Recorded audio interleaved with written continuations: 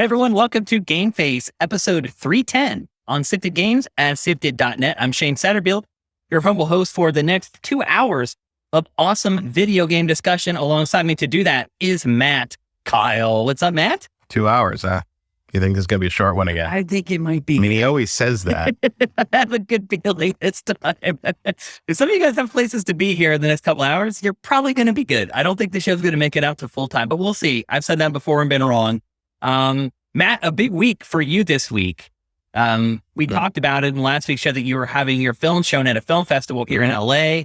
I went to check your films out. I was blown away by your films. I'll be perfectly honest with you. I feel like we watched 20 probably films between the two. We saw it was 5 in one and 6 in the other, so okay. 11. So like 11 films. Of the 11 films that we saw, and I'm probably biased, but I'm trying to not be biased here. Matt's film, Flat Earthers, was the best one. Well, thank you. The whole film in one shot. And what is it, about 10 minutes long, 11 minutes? So 9.5 minutes. So almost 10 minutes long. One shot, the whole film. And 6 takes is all it took. Yep. And it's the second take, unfortunately. Yeah. I mean, let's be honest. That happens a lot in production. Yeah. You know, you do a bunch of takes, and we always say one more for safety. You feel like once you get your one good take, you need another one. Yeah. There's a pop or something. We just shot as many takes as we could before we ran out of time that night. That was all. We were like, we want to do it as many times as we can. We got 6.5 done. The first take was sort of a bust because we had to reset. What was the first take? So the actual movie is the third time we did it, but the second full take. Okay. And then we did 3 more, and then it was like 4 a.m, and we had to stop. Yeah, you'd stop. And it's not one take where people are just sitting there. They start outside, and it's a walk along, and the camera follows them into like a restaurant. In the restaurant, they walk to the bar, then they come back to their seat. Then one person goes back to the bar. They're tracking this the whole time. And the actors cannot make a single mistake, and they nail it. The actors in that film deliver amazing performances. What is next for your theatrical? Well, the festivals are kind of over for the summer, and then there's more in September.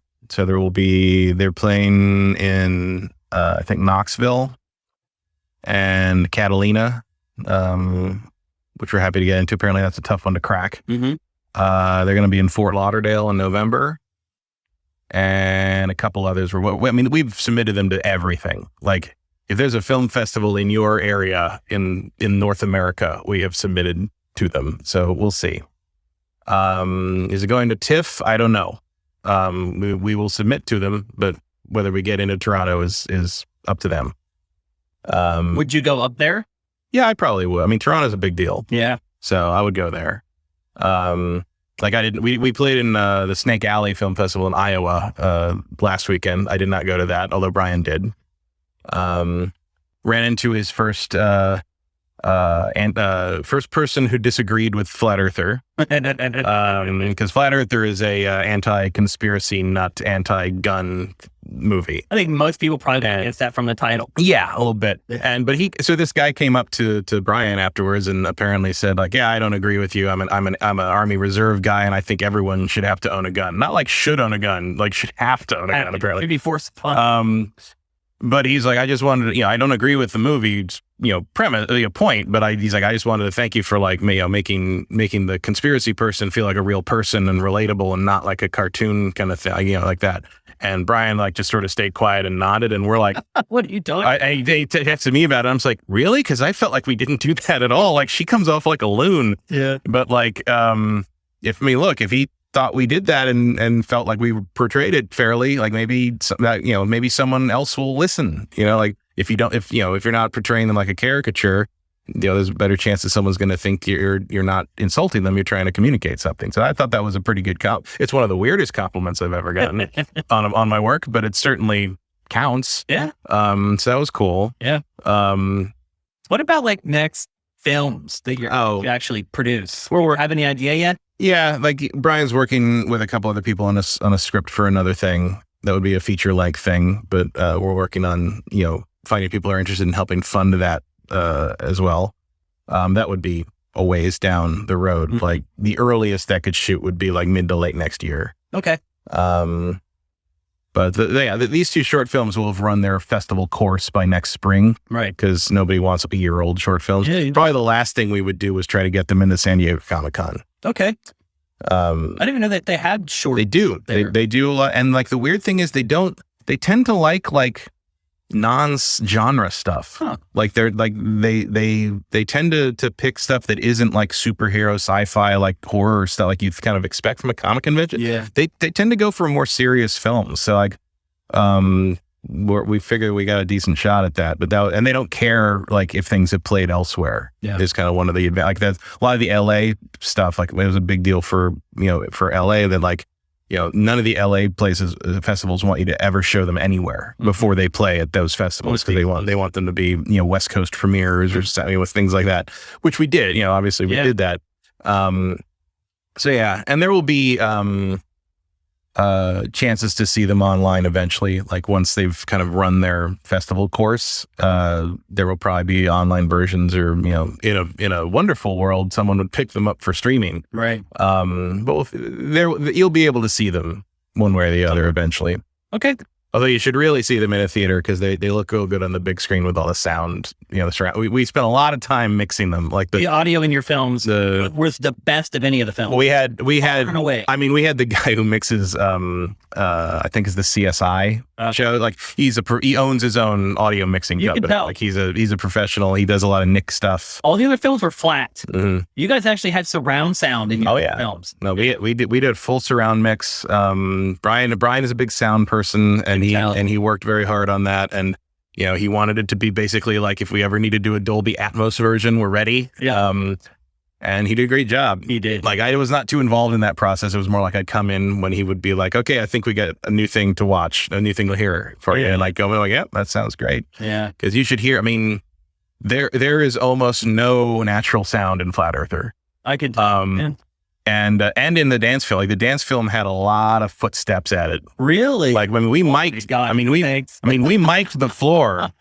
Yeah, we mic'd the floor, but like it was a lot of it's enhanced, a lot of it is sweetened at the very least. Like like we wanted every step to have that, and like you'll see like even in like some sequences in that, like you'll see like there's like sound effects added for people's hair swishing and stuff because it's very heightened and fantastical. But like no, the sound work on both of them were like. The difference between watching like the raw shot of Flat Earther and the final sound mix of Flat Earther is the difference between a good and a bad movie. Yeah. Like it's sound is one of the most important things. People don't realize it. Yeah. Anyway, I just want to say, I'm very proud of my friend Matt Kyle. And it was great to just be in that environment again after COVID, where you're not really hanging around with people from the industry as much anymore. It was great to just be around production people again. People who are really excited about production and creating great video content and feeding off of that a little bit. At least for me personally, it was that way. And then just seeing the response to Matt's films and my personal response to Matt's films, they were great. It was a great day. So congratulations, Matt. Very proud of you for everything that you've done. In answer to AF Cabone, we do not get paid for showing at a festival. In fact, you pay to submit to the festival. Yeah. It's for exposure, networking, and, letting people know it's out there. And you can see that going on if you go to one of the festivals. It is just networking all over the place. Yeah. People trying to find that person that they need for their crew that they haven't managed to find yet. It's a good place to go and do that stuff. So it was amazing. And I hope you guys all get to see Matt's films very soon. But we are a video game podcast. And we are here to discuss video games with you guys. And even though it was a slow week in games, we actually have a pretty good show as far as the stuff that we're going to discuss today. And we're going to kick things off with undoubtedly the biggest game release of the week, Xenoblade Chronicles 3. It is a Switch exclusive, and I try, unless a game is gigantic, I try not to lead GameFace off with an exclusive, because you're immediately excluding a certain audience from the show when you do that. But I feel like most people have a Switch as like their second console. So we do end up sliding Switch games into the number one slot in GameFace every once in a while. And this is one of the biggest releases, easily the biggest release for the last month. It was the summer. Yeah. It was the thumbnail for .ca for last. Although I would argue that Stray has penetrated the, wider zeitgeist more. And I bet it sells better too, straight up. Probably, yeah. because it's on at least a couple platforms. I mean, I would definitely recommend Stray to more people than this, Yes. just for like, not because Xenoblade is bad, but because it's just a different audience. It's definitely a different audience for sure. This is a JRPG. It certainly is. There's no disputing it. There's no denying it. It is a JRPG, and immediately I will say, like, one of the things. I mean, look, not gonna be ripping this game too hard because people know I like Xenoblade, and like stuff like that guy. But like the main cast does this thing that like the modern JRPG stuff does, where the heroes, even if they start in sort of period or world appropriate clothing, they're gonna end up dressed like they're going out to the mall for an afternoon on Saturday. And like, I don't get why that's a thing now. Like, why is everyone in contemporary jackets? Like, that's so weird to me. Like, why? I don't know. I'm like, why would you fight demons in that dress? Yeah. That's what I'm saying. I know Lulu from Final Fantasy X was popular, but come on. I mean, it's not egregious, but it's just one of those things. It's like, it feel I like the JRPGs either. Though. No, but like it's like this, like Noah there. Like Noah's cool and all, but like I continually feel like he wandered in from a Persona game. Yeah, like it's weird. It is a little strange, and I don't think they ever explain that in the franchise, where it would explain why people would be wearing contemporary clothing. No, that's just a convention of the genre now. You must accept. That's just how it is. Yeah. Probably partly because of the popularity of Persona. Yeah, that could be. Like Persona does really well young, and like part of it is like everybody looks like normal people that look like people that maybe would dress the way you do, or maybe at least in Japan as a fashionista kid, Yeah. Or like a little kind of the dress up doll thing, but like. Yeah, it's weird. Even the fact that like, like Tyon, like I like Tyon, I think he's a great character, but it's like these are genetically bred youth soldiers meant to be used for 10 years and then murdered and recycled. Why does one of them have imperfect eyesight to the point that he has to wear glasses?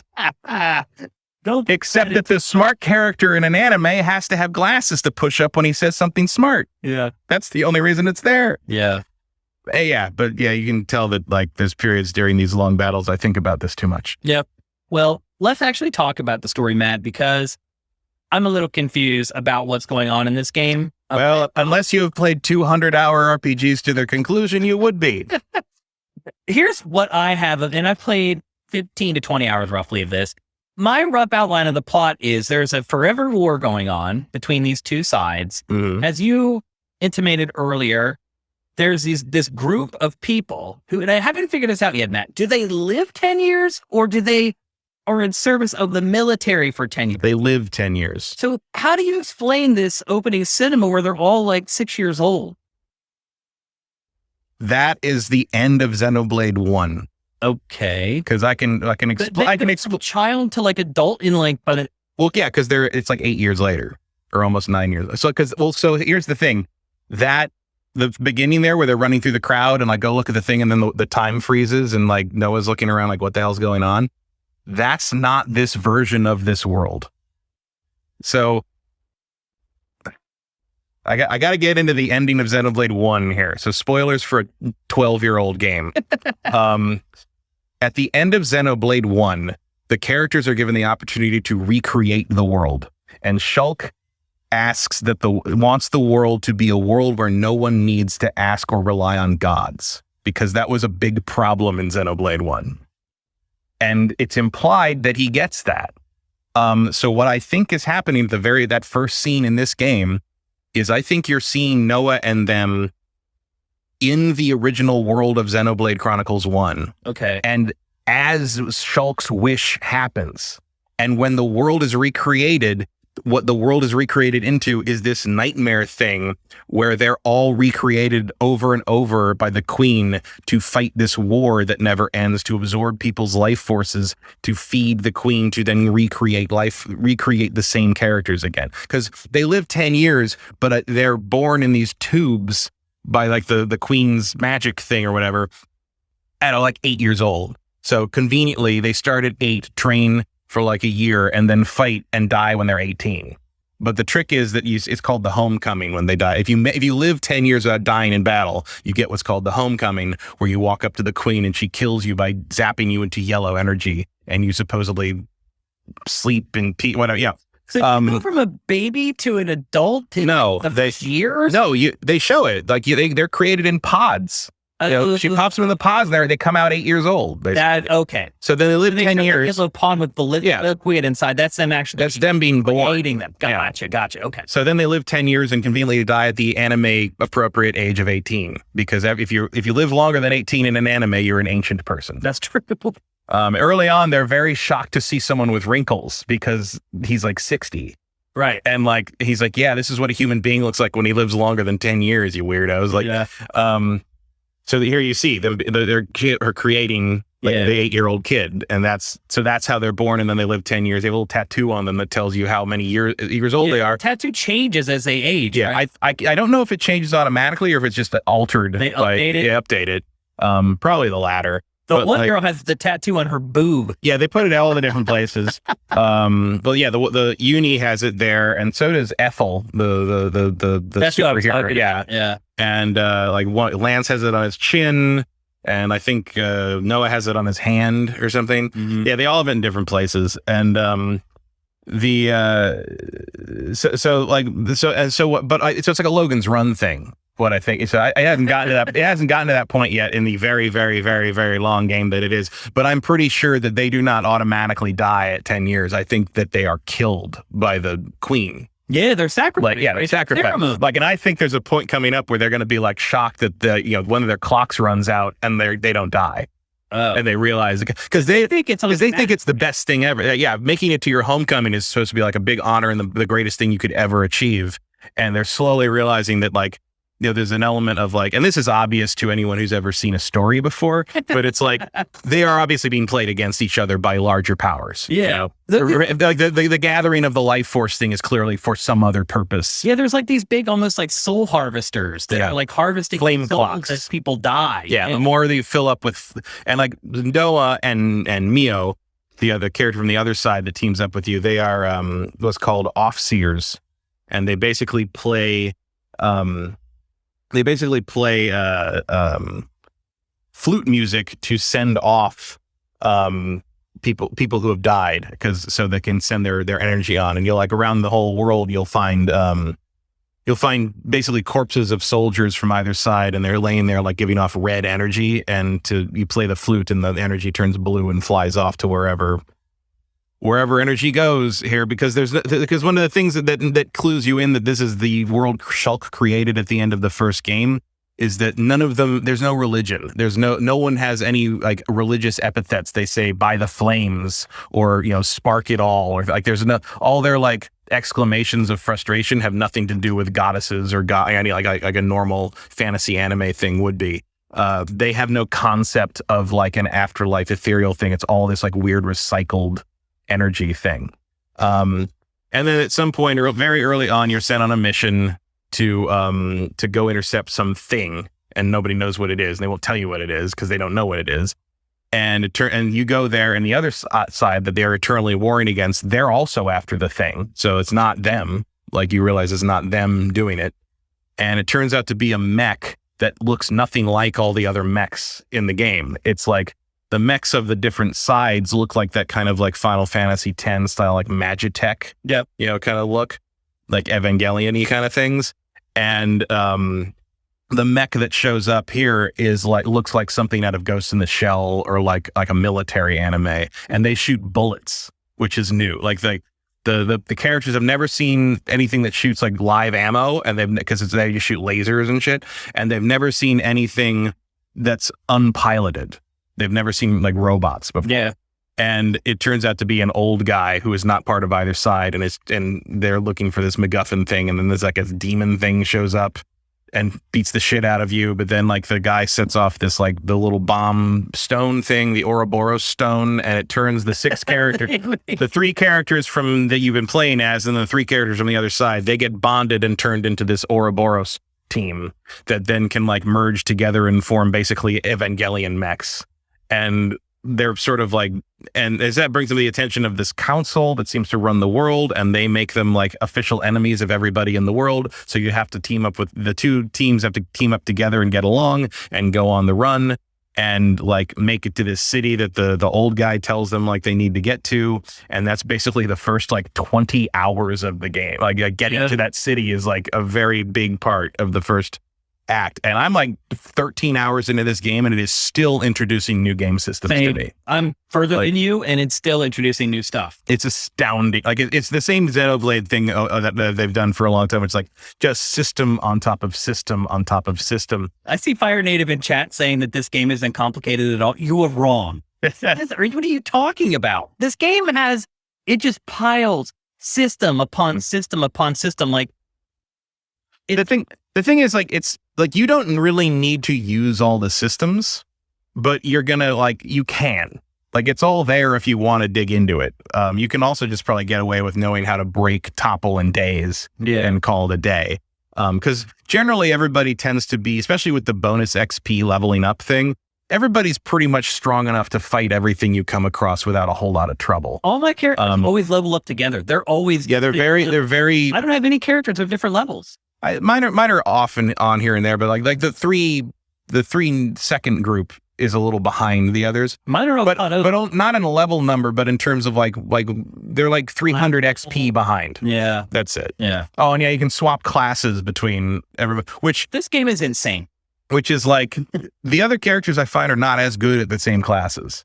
And I switched them back once they max their classes. So they force you. The one thing about this game that's not typical of most RPGs is the flexibility in class. That's why the lower third is class warfare. You can literally, and at first they force you to change classes with your main character. And like you start out and you have the iconic Xenoblade sword. They force you to change your class and you go to this. You become like the character that uses rings. And I was like, screw this. I hate these ring weapons. I want to go back and use the sword. I went back to change back to the sword and all of my stats just like would have flatlined. And I was like, well, I'm not going back to the sword. I'm going to keep using these ringlet things that they gave me. That part of it I didn't like, but the flexibility to turn any character into any class in this is something out of the ordinary. Yeah, but it also just makes it crazy complicated. I just switched back to Mio because she got his class. Yeah. And so that's the class I prefer to play. Or the magic caster. Like, that's easier. Yeah. But yeah, the problem with the ring class is that it's actually a tank class. And like, doesn't feel like it. It doesn't feel like it, but it is. It's a draw tench, draw aggro class. Right. And like, it's not tanking that you can take a lot of damage, but it's tanking that has a ton of evasion techniques. But early on, you're not as good at it, and Noah is not the sturdiest character, so I was getting like knocked out a lot. And like, they're very good at like, the other characters are very good at reviving you. The healing, whoever's playing the healing class is usually pretty good at what they're doing. But I did run into the thing where like I hit a point where once you had all 6 characters, and I do actually love that all 6 characters are constantly active. It's insane. I like that there's no reserve party. And I felt sneaky in chat is like, what in the hell is going on? Because it's history. Well, what you need to do is, luckily I think that's why the AI of the other characters is so good.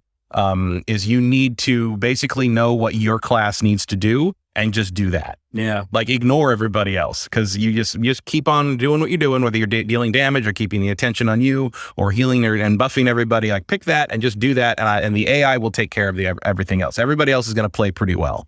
Unless you try to tackle something that's just out of your league. And I'll also say, if you die, it just jumps you back to the last checkpoint and you don't lose anything. Yeah. It's not like the other Xenoblades. I think 2 was like that. I know the first one, if you died, it was game over. Yeah, the checkpoints in this are very generous. Yeah, there's no penalty for death, really. And you even keep, I think, all the items you found since the last time you were at that checkpoint. It's just the only thing is like, you got to go back and try it again. You keep a lot of the stuff that you've collected as well. You don't lose like anything that you were grabbing off the ground. Yeah. But there's just so much. Like, here's where you see you can level up with the bonus XP. If you look at the rest of that camp thing, there's gem crafting, there's cooking, you can clean their clothes because their clothes get dirty as you run around. It doesn't matter, but like, if you want to, I couldn't understand why that was even in there. I'm like, I don't need this. Like, there's already enough in this. It's just another thing. It's just so they can get dirty on the road and like they can look like they've been traveling along. It's just detail. Just detail for the sake of detail. Yeah, I do want to go back to the story before we get too far away from it.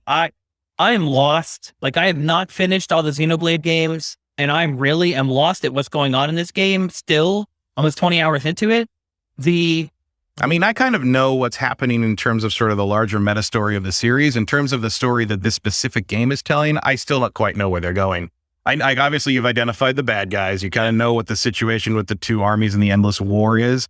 What are they going to do with that? I can't tell you that. I don't know what their request and their goal is, other than to stay alive. And yeah, well, that's it. They're on the run. Yeah, like they're trying to figure out who's messing with them. I think. Yeah, and defeat the Mobius, or the Mobius are the bad council demon guys, and you are the Ouroboros. So it's a Mobius strip versus a snake eating its own tail. Very subtle. Also, did you notice that the flame clocks where they store the energy, and like it tells you how strong that colony is, right? They're power buttons. Yeah, you have to destroy them too, buddy. Yeah, but they're power button. Like it literally looks like a power button, like with the same symbol and everything, which I think is very funny. Yeah. This game, though, the writing in this game is good. It is. It's ridiculous. They over-explain everything. They write stuff that takes paragraphs that they can portray in a sentence. I'll be honest with you, Matt. I skip almost all the cinematics in this game. I watched the first 10 or 15 seconds. Because you can get the gist of what the cinematic's going to be about, and then I hold the X button and skip them. I have skipped almost all of the cinematics in the story, and because I don't even know what the hell's going on. When I do watch them, I'm like, what did I just watch? What does that mean? Who is this person? Where do they come from? What's everyone? I don't even, it's crazy. And it's just so overly wordy. It's like, get on with it. It's still better than Persona 5 in that regard. Yeah. Persona 5 just is the same shit over and over and over again. At least they're not explaining the literal premise of the game every cutscene, which is what Persona 5 does. This one, I'll go back and watch some of the cutscenes if you want. This one I also enjoy because I just like the British voice acting because it's not the same voice actors as every other game ever. Yeah, and some of the stuff is the most British thing you've ever heard. Like Uni in particular is like some kind of has a working class British accent, and some of her. I almost need to turn the subtitles on for some of this because they are so heavy. And some of the verbiage that they use is... Some of the verbiage is odd. Also, in some of the cutscenes, the dialogue is mixed way too low. They say stuff it's a right cracker, which I understand some of that stuff, but they use other words that I don't actually know what it means. And the banter as you're just running through the world or fighting, it repeats over and over. It feels like each character has two lines that just repeat over and over. If you thought It's Rhine Time happened a lot, these are, you're not going to be happy with how often you hear some of these same. And I wish I could turn them off, but you can't. No, and it gets a little better once you get all 6 characters because then there's different people to interact with each other. But early on, you're just the same. It's like, if I need to hear Uni say that Lance would like to try something with a little meteor one more time. It'll meet ya. And repeats. And the other one's like, oh, Mimi, did you see me say, I did, you look great at that. It's like, okay, yeah, my kingdom for 3 post-battle lines. How about for each character? How about that? As you said, it is 6 party members ultimately once you get the team together, because what happens is you end up forming a team with people from the other side that you're supposed to be fighting against. You form an alliance to try to stay alive, basically, because you discover that someone's trying to kill both of you, and you figure if you join forces, you have a better chance of staying alive together as a team. I'll be honest with you, though, I never, at least so far, I've not fallen in love with any of the characters in this game. None. None of them even are all that endearing to me, which typically with JRPGs, I can always find at least a couple characters that I really like, but in this one, I don't know. There's no one that's resonating with me. I like Tyon and I like Noah. Okay. But that's the other thing is you're sort of watching them grow personalities because they were just child soldiers. They haven't had a chance to become themselves really. Noah has more personality in the flashbacks to when they were kids. Yeah. Frankly. Yeah, you're right. And I like, Lance is limited, but I like most of them. Senna hasn't really had any development yet, at least in my game. And I like there's sort of this thing where, because they're the two that are the off-seers, kind of this inherent understanding that what they do is important, but they don't really know why. They just know that that's how they feel. At one point, Noah, they're like, what's wrong with you? Why are you being weird? And he's like, I don't know how to feel. Yeah. And that's kind of the problem they all have, just inherent. And I think that's intentional. I don't think that's a writing error. But you either find that interesting or frustrating. Yeah. You know what I mean?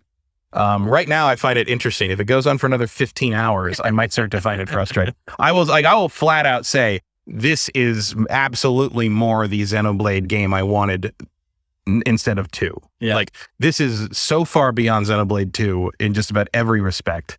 I'm very happy with it in that regard. Is it on par with Xenoblade 1? I mean, I think combat and like gameplay wise, in terms of the combat system and all the stuff they're cramming in here, I think it all gels better than a lot of what, like I don't feel like it has the problem that Xenoblade 1 had, where it's like, the side quests are so pointless. Side quests that like better here. You need to just like stop doing them, or you'll never finish Xenoblade 1 if you don't just start ignoring the request stuff. Well, that's how you get extra characters in this, isn't it? The side quests. Yeah. If you saw Ethel, or what's her name? Ethel. Yeah. Earlier in the B-roll, that's how you get her. You go on a side quest, you end up saving the colony. And that's a big part of the game too, is the colonies in the game. Yeah, early on you're like, because that's one of the things about the playing the soldiers into the afterlife. You gain reputation with the side they're from. Right. And early on you're like, well, everybody hates me. Who cares what side? Like, but eventually that becomes much more important as like you slowly sort of clear your name with certain factions, and you can get assistance and help from them. Like it's so big. Like, there's so much stuff in this game, and like every time you think okay, I get it. It's like, here's a whole other like combat system element. Like, here's the chain attack thing, and like here's which is also really cool. I really like that. That's because that becomes like a weird math puzzle. Because you can that in the prior games, but not quite the same way. Yeah, I feel like it just slows things down, and the end result isn't as powerful as I think it's going to be. Oh, I don't know, but I think the animation on it is unimpressive. Like it just takes too long to get through it. But you do like 80,000 damage. Yeah, like you should chain them. If you can chain them together right, and that's what I mean, like a math puzzle, because you got to get it over 100% to be able to reactivate somebody. Yeah, but then like there's certain characters, a lot of the powerful characters will limit to 99% on their turn. So you have to make sure there's somebody else who can put it over that. But then you have enough characters left once the reactivation happens to get it back to over 100%. And slowly that becomes easier as everybody kind of levels their things up. But I really enjoy that. And I love that, like, that's how you can do half of all the boss's damage to them. But like when you do it, like when you finish it, like everybody's little individual moves, then it goes over 100%. And then like the character you pick to do the big move does the big move, but I have yet to see one of the big moves have a satisfying animation sequence. Like they just sort of end. Yeah, or it's just one slash or whatever. Like 2 slashes, and then like Uni I use a lot because I like the status effect it does. Yeah. But she like hits them twice with like the little card attack thing, and then just that's it. Out the damage, and it's just done. Yeah, it's like, so I think those attacks should be like a little more dramatic. Agreed. But I do like that. Like that's also because like after constantly hammering away on this guy with all 6 of your characters over and like just like it's nice to do something else after like 3 minutes. Like. The other thing that annoys me repeatedly is like you do have the thing where you do your auto attacks, and then you can combo that into your arts, and then as you do that, you build up charge for your big, your super move, your super art, your ultra master art, or whatever it is. Mm-hmm. And there's 2 different, the guys like in the wear black, those characters classes rebuild their arts by time. It just over time they cool down. Mm-hmm. And the other side, the white armor side classes, you rebuild your arts by doing combos. Basically, like they fill up faster if you've chained things. So you can chain a regular attack into an art, and then from that art, you can chain that into your super art. But the super art can miss, and I hate that. I don't know if I've ever seen that happen. I have seen the super art. Sometimes it's hard to tell whether you missed or not because so much shit happening. But I've missed with that like kind of moon arc slash thing a lot, like several times, especially like with agile and airborne enemies. And I'm like, I should never miss with that. Yeah. Like I spent almost a minute building that up. Yeah. And like you're only going to get to do it in once during most battles.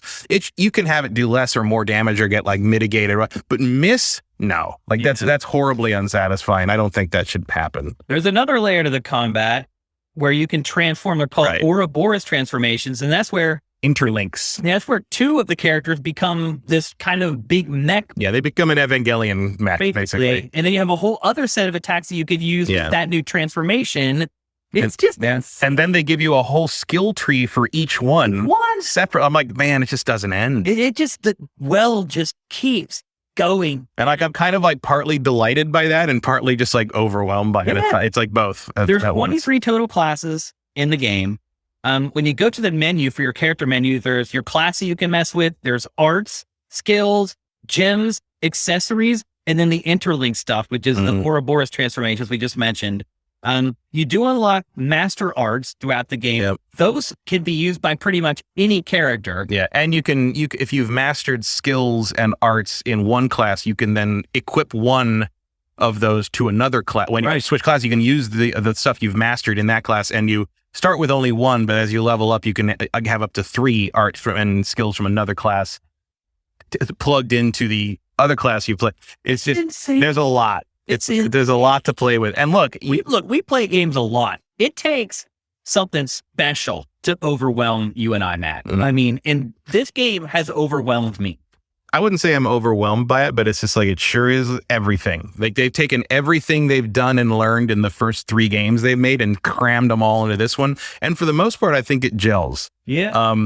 But, and also because you do wrap your head around it. And also because, like, you can get through it without utilizing all of these systems to their absolute utmost efficiency. Like you're going to get stuff done faster and more efficiently if you understand and are using those things optimally. But if you're just like doing basic combos with your characters and pulling up the chain link system and merging when you can, you're going to get through it. Like, even if you're not playing it like max, because look, the only times I've had like really bad battles that have gone poorly is when I accidentally drew too many enemies out to me in the field, or when I tried to fight like a named or elite enemy that was not quite, could do some stuff. Anything with an area of attack that's equal to my level that's a named enemy has beat me, basically. Yeah. But like story stuff, one shot too, it just accidentally, like a really high level enemy. Oh yeah, they're wandering around. Yeah, and they'll just one shot you and you just die. Story stuff, like, I have always found very manageable. Yeah. Like you'll be up. No, you'll be up against like this guy who's like portrayed as like a horror. The cutscenes portray him as like this ultimate power thing, and you're like, nah, we're gonna beat this guy. Like, it's fine. Yeah. It's no problem. Yeah, the difficulty of the stuff that you have to beat in this game is not tough. Yeah, which is cool. Like, I'm fine with that. Like, I'm fine with like kind of letting me keep progressing. And if I want to have a challenge, I can do that. Or if I clearly the 14 story tall monster that's level 85 in the 3rd area, I need to come back and deal with later. But that's just Xenoblade. Yeah. And I also love that they've expanded the draw distance on this one a lot. The trees we were talking about. This is just for the interlink tree. Transformations. Look how big that tree is.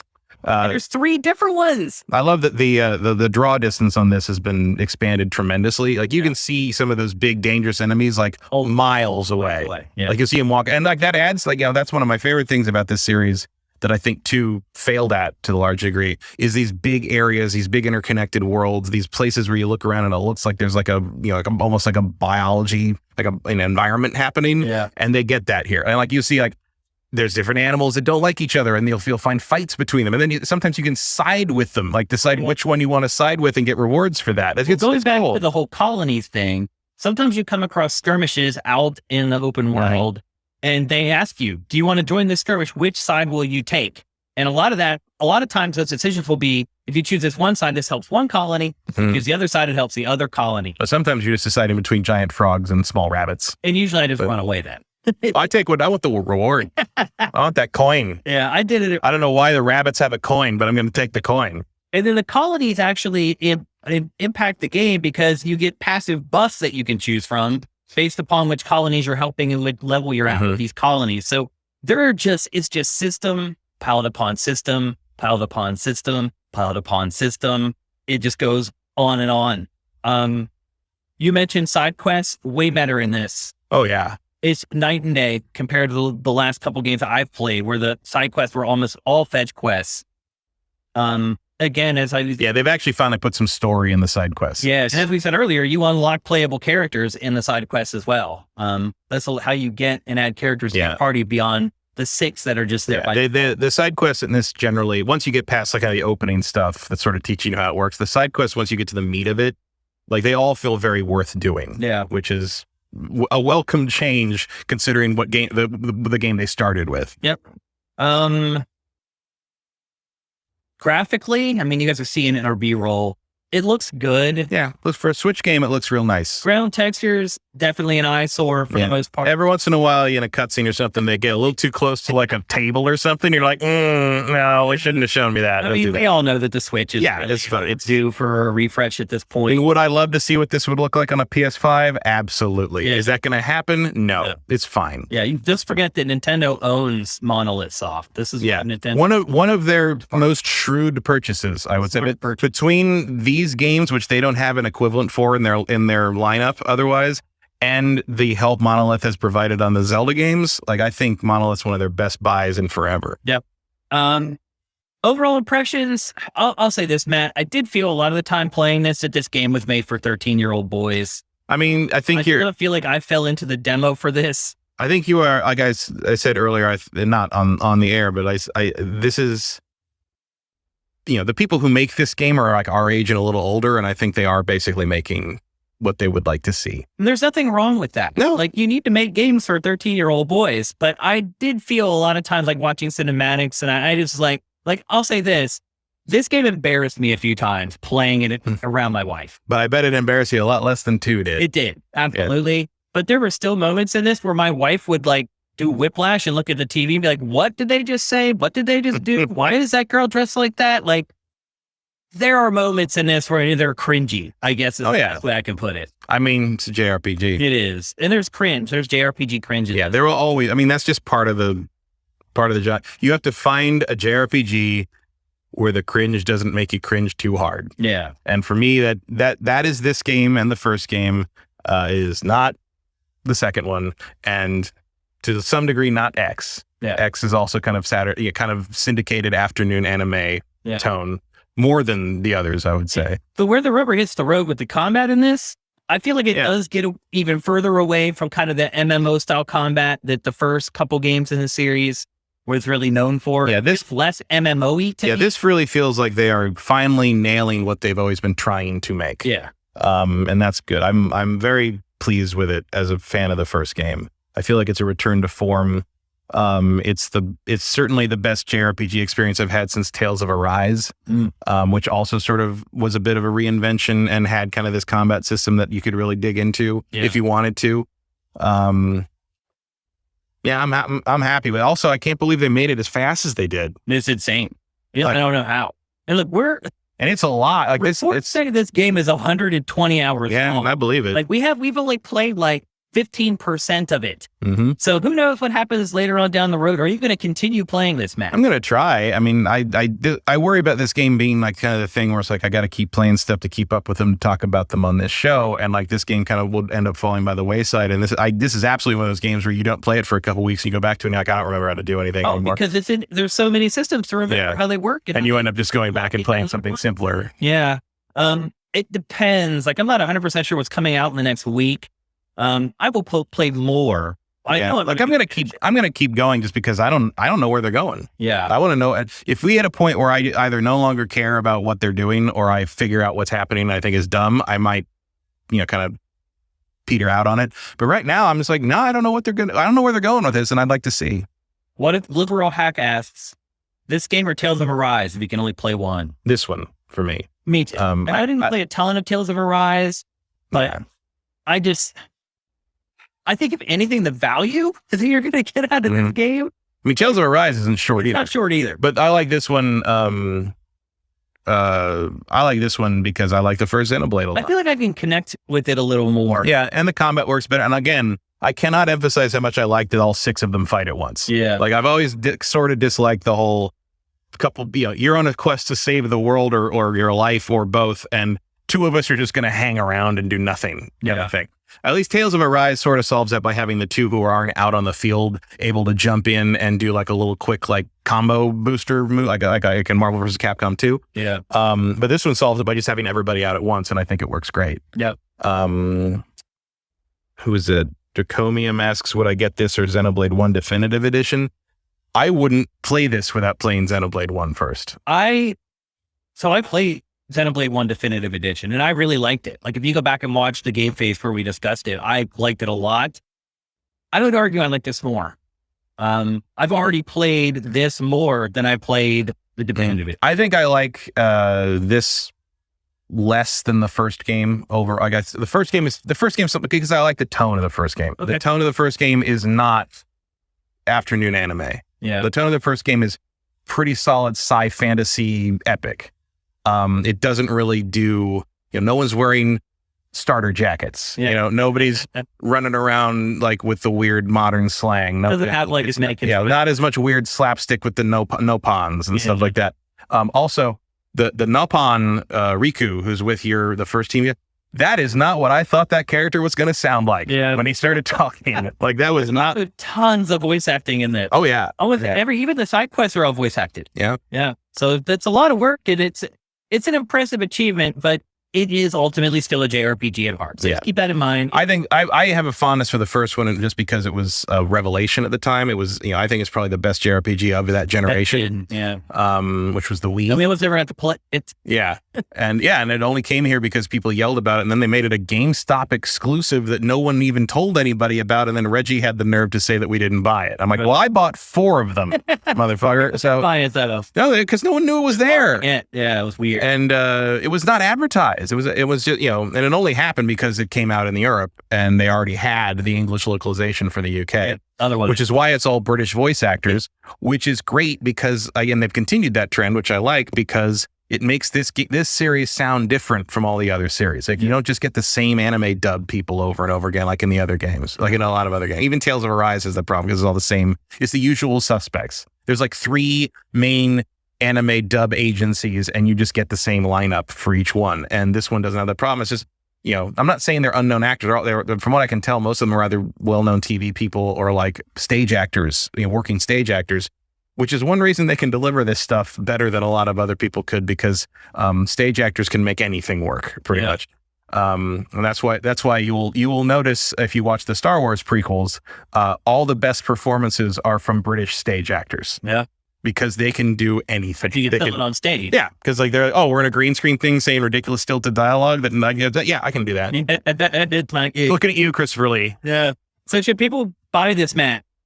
If you like Xenoblade, absolutely. Yeah. That's probably the way I would put it too. And I think if you're a fan of JRPGs, you should buy it too. Yeah. Although again, if you're a fan of JRPGs, why haven't you played Definitive Edition of the first one? You should start with that. That as well. You play that, and I can't in good conscience recommend the second one, but this one, believe it or not, and you may not know it when you're early play, but this game is very much following up on the events of 1 and 2, even though it's clearly a different world, but it's a different world because of the events of 1 and 2.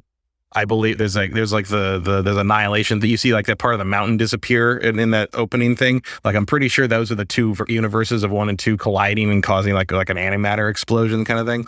The people with the wings on their head from 2 are suddenly in the same world as characters from the first one. Like, I think this is 2 universes mushed together as the results of 1 and 2 that are going to have to like kind of reconcile. Because like, believe me, 1 and 2 go places you do not think they're going. Mm-hmm. And when the games are 100 hours long, they have those kind of places they have to cut up. You end up some places in Xenoblade Chronicles 1 that you really wouldn't think you would at the beginning of that game. Yeah. And this one kind of probably the same thing. Yeah, I would think so. These guys are, and even just like also if you're a fan of the old Xenogears and Xenosaga games, which I am not, I don't like those games very much, but there are definite connections here, vague ones because they don't own the rights to those games. Yeah. But like, there's some symbols that are the same as Xenoblade 2. The symbol on Pyra's chest is the it represents the AIs that the gods, quote unquote, of these worlds in Xenoblade were using these AIs. It's the same symbol as the big monolith in the Xenosaga games that is found by an archaeologist in the early 1900s in the opening scene of Xenosaga, and it is mentioned in Xenoblade that those artifacts were found on Earth in another universe in the early 90s. So it's clearly connecting there. The bad guys in this, especially the main bad guy, the armor he wears is very reminiscent of Graf, a bad guy from Xenogears. Mm-hmm. So there are some references here. Monolith has been trying to tell this story for 25 damn years, and they are going to get there if it kills them. So if it takes 600 hours between the games. Even as someone who did not like Xenogears or the Xenosaga games, I appreciate the hustle. Also, the music in this game is great. It is great. The music in the Monolith games have always been great. Even, Xenogears I do not like, but it has one of the best soundtracks of the PS1 era. So I always start capturing with the music turned down so that you can edit with the footage later if you need it for other edits. And if there is no music in this game, there is no audio in this game most of the time. Literally, like in cutscenes, there's no ambient sound like at all. Like there's no sound of the wind. There's no sound of like animals or crickets chirping or anything. It is just bone silent most of the time. And the chat's asking about how it runs. It runs great. It never really chugs much. And you got all 6 characters and all these creatures everywhere. No wonder Monolith got brought in on the Zelda thing. Like this game, like the fact this game looks as good as it does and runs as well as it does on the Switch all these years after the Switch, like as Vincent says, the Monolith Soft are wizards. Yeah. Like those guys are really good at what they do. Yeah. So technically speaking, you could drop the anime stuff even down a little more for the next one, guys. Like, ways to go, I think. Yeah, honestly. But look, if you're looking for a good JRPG, this is it. And it's going to be worth every penny you spend on it because it is gigantic. And what else are you playing until September anyway? I'm really starting here. Yeah, like we're waiting for Saints Row at this point. For long is we're basically really waiting on Saints Row at this point. Yeah, I mean, there's like 5 or 6 decent games in the next month, but it's a far cry from what it should. And that's a good point from Andy T. Monahan. This game was supposed to come out later. They moved it up. Yeah. And it's still in this condition. I just got it done. Unbelievable. That's the amount of work. It is unbelievable. Yeah. So there you go. The Xenoblade Chronicles 3, again, is a Switch exclusive, and it probably will always be. Yeah, I would imagine. I mean, until they do a definitive edition for like the Switch 2 or something. Or something like that. Yep. Okay. Let's move on. Which they will charge full price for. Yeah. We're going to talk next about the other big game that came out this week. And by come out, maybe I'm stretching the use of that phrase a little bit. We're going to talk about MultiVersus. It is a Super Smash Brothers clone set in I don't know if this is correct to say, in the Warner Brothers universe. Yeah, like the Warner Brothers IP-verse, I guess. Like, I mean, they don't own Lord of the Rings or Game of Thrones or anything. They just have the rights to them. Do you think eventually this game's going to run into issues because the rights will expire? Probably. I mean, not anytime. I mean, maybe they signed for perpetuity or no. I mean, work. No, because that's not really a thing with licenses, especially with licenses that are held as tightly as things like Game of Thrones or Lord of the Rings. But I would argue that Warner Brothers would never let those licenses go. Yeah. So it's probably fine. Yeah. There's a lot of other stuff in it that they own outright, like the DC stuff and the Hanna-Barbera stuff. But like, no, but you know, who knows? Like there may come a time when LeBron can't be used in the game anymore, you know, because I imagine that's a human being who could probably decide he doesn't want to renew a license with them, and then you have to take LeBron out of the game. And with a game like this, it's pretty easy to just remove a fighter. Yeah. It's not a domino that's going to affect other parts of the game. At the same time, I think, you could probably put a clause in there that like, if the license runs out, we don't have to remove this from the game. But like, if we ever put the game out on a different platform, we'd have to take it out kind of thing, because I feel like, Nintendo covers that on the Smash, but there's clearly characters they license for Smash Brothers, but like we've never lost a character from Smash Brothers because of the license issue. So I imagine that there's something in there that says we get to use this forever. But if we do a major refresh, reboot, sequel, we have to renegotiate the terms for that particular game. Yeah. So as we said, MultiVersus is a Smash Brothers clone with Warner Brothers characters. It truly is a shameless Smash Brothers. Oh yeah, it's very much what it is. Does it look like Smash? It plays almost exactly like Smash. Yeah, there's some pretty significant differences in terms of the base mechanics, especially how often you can jump in midair and how that kind of thing. How they handle and the team stuff it's a lot more co-op oriented because there's usually everybody has at least one move that benefits their teammate, right? As well as you can also save your teammates. You can tether to them if they're falling off the stage. And in fact, the one original character is specifically for that, right? Like that whatever that thing is, like it can just like grab your teammate and pull them up, and you can like tether them while they intentionally jump off the stage and they hit things and do a combo, and then you can pull them back so they don't fall to death. It's pretty cool. Like the Wonder Woman can do that to some degree too. There's a lot of neat stuff in it. It's not. I mean, it is a Smash Brothers ripoff, but like it's not like a cheap one. I was very surprised by how like they didn't just replicate the gameplay; they replicated a lot of the depth in terms of how they play. And the other thing I will say as a fighting game person, the net code in this is phenomenal. It really is. Like playing this game online, it's like butter. Like doesn't feel any different. Yeah. Like I was amazed at how good the netcode was on this. So this is a free-to-play game. That's why I said coming out might not be the right way to describe it. I mean, they want you to spend $80 on unlocking shit. It's an open... It's the founders beta, pack stuff. Yeah, but it's an open beta right now. Anybody can download it and play it, and it's available for pretty much every platform. When you start out, and again, it's free-to-play. I'll just remind you of that. When you start out, the initial set of characters is pretty lame. Mm-hmm. There's just 4. Yeah, what is it? It's Wonder Woman, Shaggy, the girl from Steven Universe. Yeah, Garnet. Is that where she comes from? Yeah, that's Garnet's from Steven Universe. Yeah, like who is this character? And is it the Superman? I think. Yeah, I think Superman. Yeah. Yep. And then it takes like an hour or 2 to unlock the next character. It took me almost 2 hours of play to unlock. Although they have the thing where it's like League of Legends where like there's I think 2 or 3 rotating. Yeah, they're characters. going to give you freebies over time. I think Superman is the freebie right now. Oh, yeah. He's one of the freebies. So really, you only have 3 free characters to start? I think it's actually 2. I think you get Wonder Woman and Shaggy. I believe it's just Wonder Woman and Shaggy. And then the 2 that are free to play right now are Superman and the Steven Universe character. Okay. There are 17 fighters total, including Superman, Batman, Wonder Woman, Shaggy, Tom and Jerry, Arya Stark from Game of Thrones, the Iron Giant, which I thought is a really cool addition, Bugs Bunny, Velma from Scooby-Doo, Taz, Garnet, the character that you mentioned who I had no idea who she was, Harley Quinn, LeBron James, Finn, Jake, Steven Universe, and then the character that was created specifically for this game, which is called Rain Dog. Rain Dog. Like a reindeer. Oh, okay. That character, I actually enjoyed playing with the character. The design itself is really weird. Really odd. They're not afraid to break the mold on some of these. And there's more coming. There was a data mine that pulled out a bunch of stuff. Really? And the most interesting one that they've pulled out was Ted Lasso. Oh, really? That's kind of cool. Vince is saying that 11 from Stranger Things is rumored. That's one of the rumors, yeah. And also, there's also rumors of Matrix, like that Neo. Really? Because they own them. The fucking Droogs from Clockwork Orange could go in this thing if they wanted to. They own that. Yeah. They were in Space. Anyone who's in Space Jam 2 could be in this game. Yeah. That's what we're saying, basically. Yeah, pretty much. Each character you can assign 4 different perks to.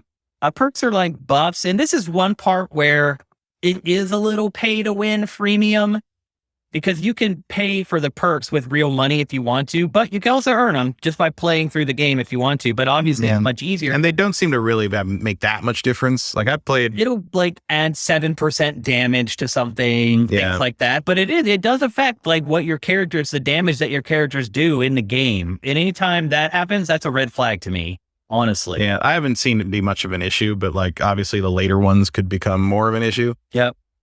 3 of the perks are for attributes, and the 4th is a signature perk that modifies your existing abilities. And I do think overall they add strategy, but there is a chance that they could unbalance the game against noobs. So sometimes with free-to-play games, you have to take a little bit of this, I think, Matt. I think it's a mental contract that we make with ourselves, and you're like, you know what, I didn't pay a penny for this, so I'm willing to accept a little bit of the payola stuff, honestly, if I don't have to spend anything to play a game. But some games step over the line a little bit. So far, it doesn't feel like this one really does. At least to me, but it's early days. It is still early. You're right, and they could change that overnight. They can make one tweet, and everything could be different. You can play it 1v1, 2v2, or you can play it in like a 4-player like battle royale where it's everyone for themselves. As Matt said, the focus of this game is the team-based mode. Yeah, it seems very much built to play 2v2. That's what Warner Brothers Games is pushing for esports as well, is the 2v2 mode. How do you think that esports are going to react to that? Do you think they're going to be cool with the team mode? I don't know. It's an interesting dynamic because like the idea of having to have 2 players be a permanent team with each other is an interesting change to how, because fighting game pro fighting game stuff does tend to be pretty individualistic. Mm-hmm. So I actually think that's an interesting idea.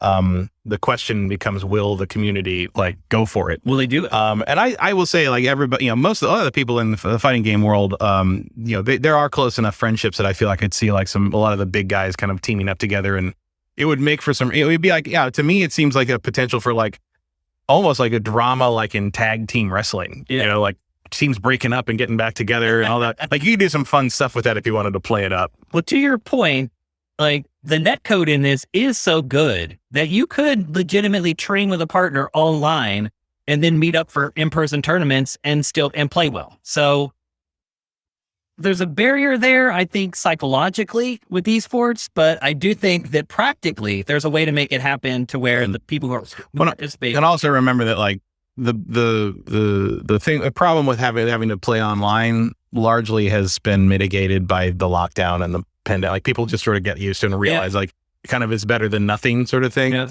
So it's been an adjustment, but I think a lot of people are kind of okay with that. And this is, I mean, look, this thing, 9 times out of 10, the match felt like it was in the same room. Yeah, like I'm very impressed by the netcode in this game. I thought the netcode was great.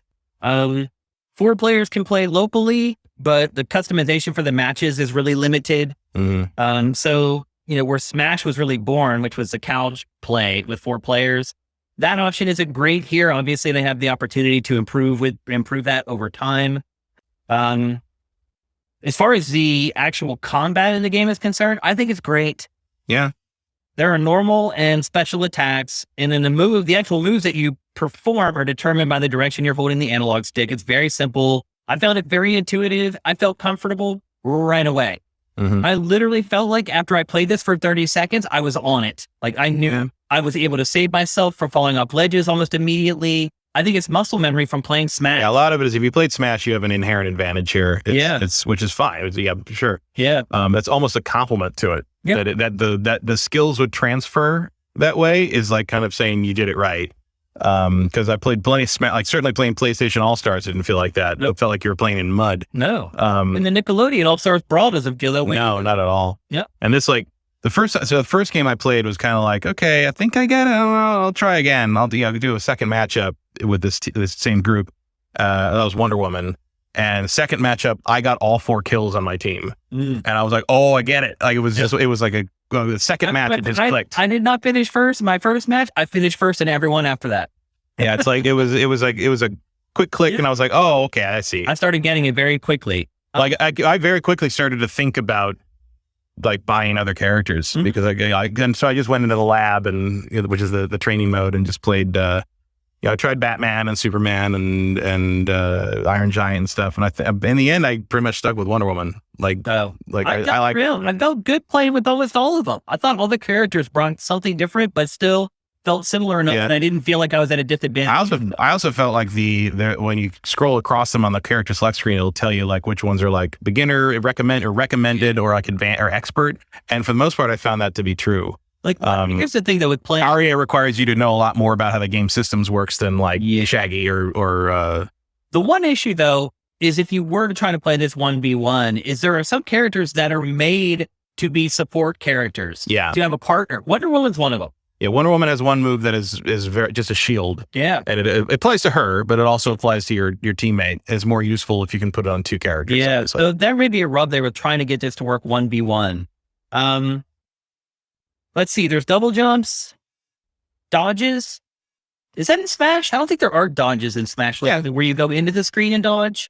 Yeah, I mean, well, it's not exactly, but like if you tap the button, like usually in midair or not moving, they do like a side slide thing. Yeah. That's in the game as well.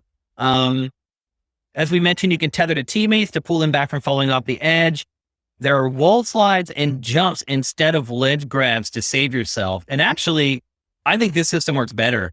It's easier, yeah. Yeah, it's easier to manage. So once your character... I've saved myself from stuff in this game that I would have been dead 4 times over in Smash Bros. Yeah, I agree. And I like that. Mm-hmm. Are you cool with that change? Yeah, I'm fine with that. Yeah. What happens is it's never going to be I think seen as a high stakes, high skill game in the same way that Smash is because of that. But I'm fine with that because I'm not trying to play that. Yeah, I'm not trying to be a pro Smash player either. I liked it. It like the characters, they slide down the wall and you can actually hold up and they will keep from sliding, will just stick to the wall. Mm-hmm. So there's actually a couple times where I use Superman and just clung to the wall. They just started using his eye lasers to just sweep the whole battlefield. And then people let me do it a couple of times. They're like, oh, wait a minute. This guy's just staying there. And then they jumped up and knocked me off. It adds a whole other layer of strategy to this, just like the edge grabs do in Smash. Because the edge grabs in Smash aren't just the edge grabs. There's this whole series of mechanics built around that, as far as coming back up off the ledge or being the person who's trying to keep the character from coming up off the ledge. I don't know that this system is quite as deep, but I'm cool with it. Like, again, like you, I'm not trying to like become esports god with this game. Drifter J says in chat, if you play local, all fighters are unlocked. I did not realize that. Yeah, only online do you have to unlock the characters. That's cool. If you want a chance to kind of fiddle with the characters before, if you want to pay real money to unlock one, that's a good way to go and kind of try them out. Or if you have a group that plays Smash and you just want to play this together, you don't have to pay for the extra characters. Yep, that's great. One thing I would say is there aren't as many on stage moments or like random items just being thrown. No, the stages are not as. Also because only 5. Yeah. Also because like the the use of items like Smash kind of Smash tourneys sort of like outlawed that anyway, so it's not really an element anymore. Yeah. I feel like it's still in Smash Brothers because it's just always been part of Smash Brothers, but like I don't think that's something that you need to replicate because it's just something people are going to turn off. Well, there's no support characters either. And I think they put that in Smash just so they could get more IP into the game without having to create a full-fledged character. Yeah, well, I also think they put it in there so people shut up maybe about asking for different characters. Right. So it's an easy way to add a character without actually really adding a character. Yeah, and they don't Nothing like that in this. Yeah, they don't need to worry about that here. Yeah, they're not dealing with a roster the way Nintendo. I mean, they do have a huge roster, but it's like, is everyone going to be really clamoring to get Boromir in this game? It's like you don't really need to worry about that. Yeah. And what else?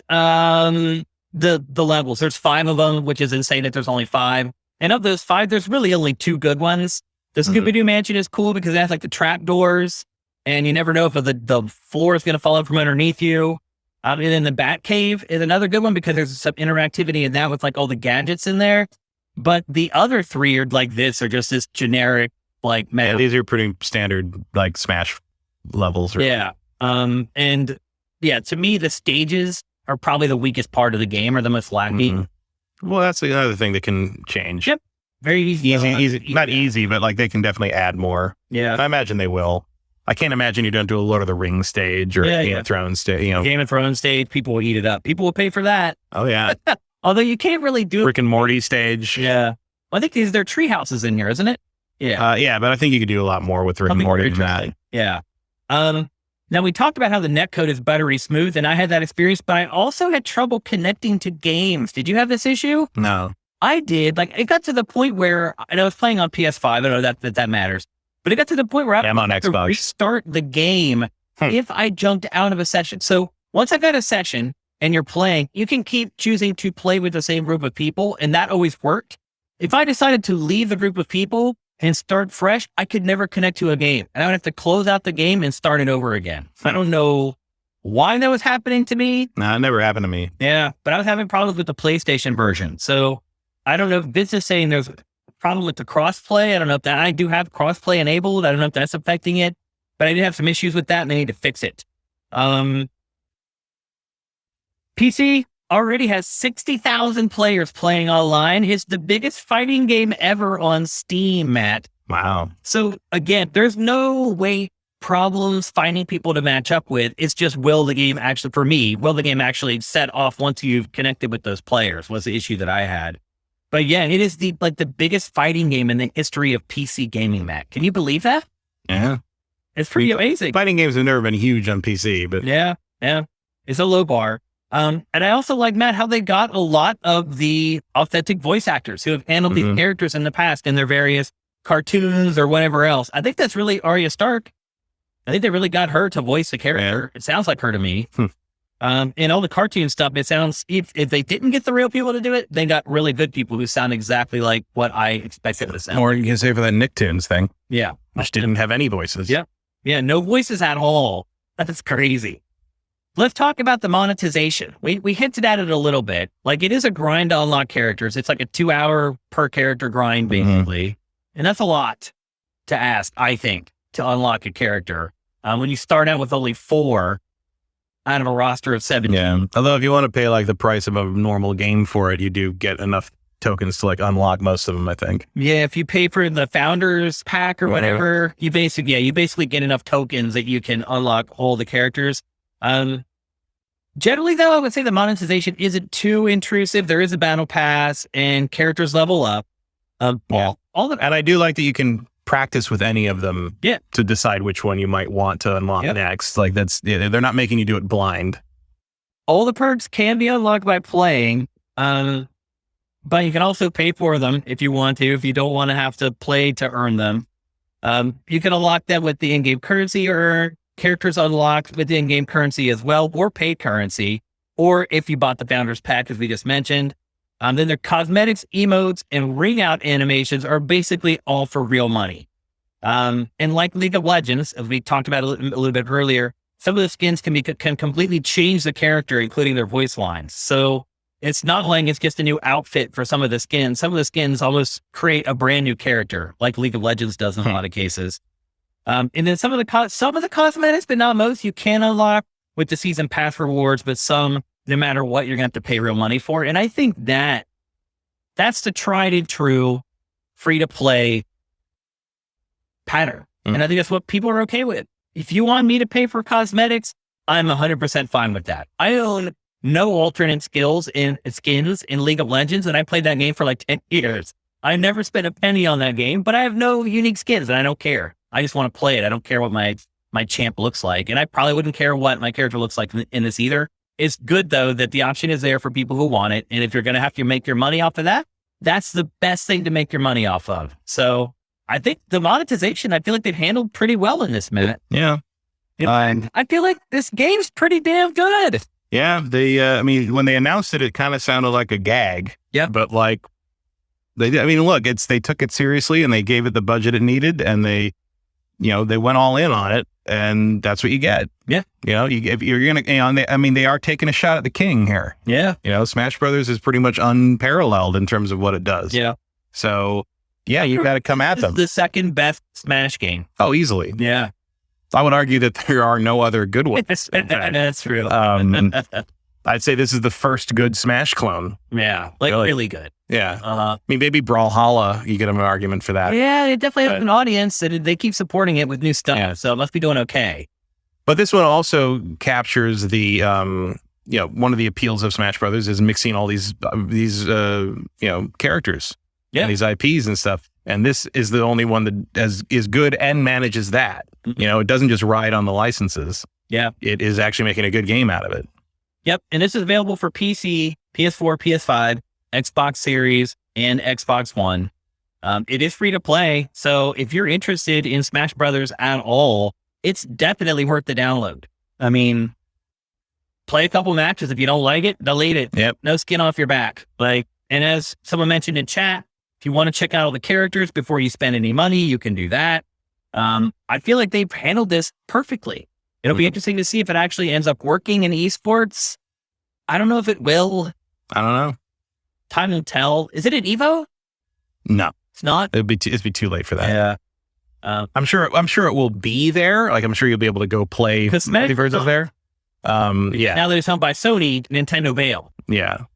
Or Nintendo bailed for other reasons. No one's sure what happened there. Really. I mean, I think it's pretty safe to say it bailed because I don't think so. I don't think it's there's other stuff happening there. Nintendo of the big three is the one that does. They are, but it does. Sony's involvement is tangential at best. Yeah. In terms of the organization, something else happened. I mean, they've been having trouble keeping Nintendo in there for years. They have. Nintendo has their own ideas about wanting or not wanting to support the pro scene. Yep. Very weird. Like no one really understands. This could fill that void. This could be a game that could fill that arena brawler void that Smash is really behind. And it's a high quality game. It's really crazy to think we're getting games like this for free now, Matt. Don't you think?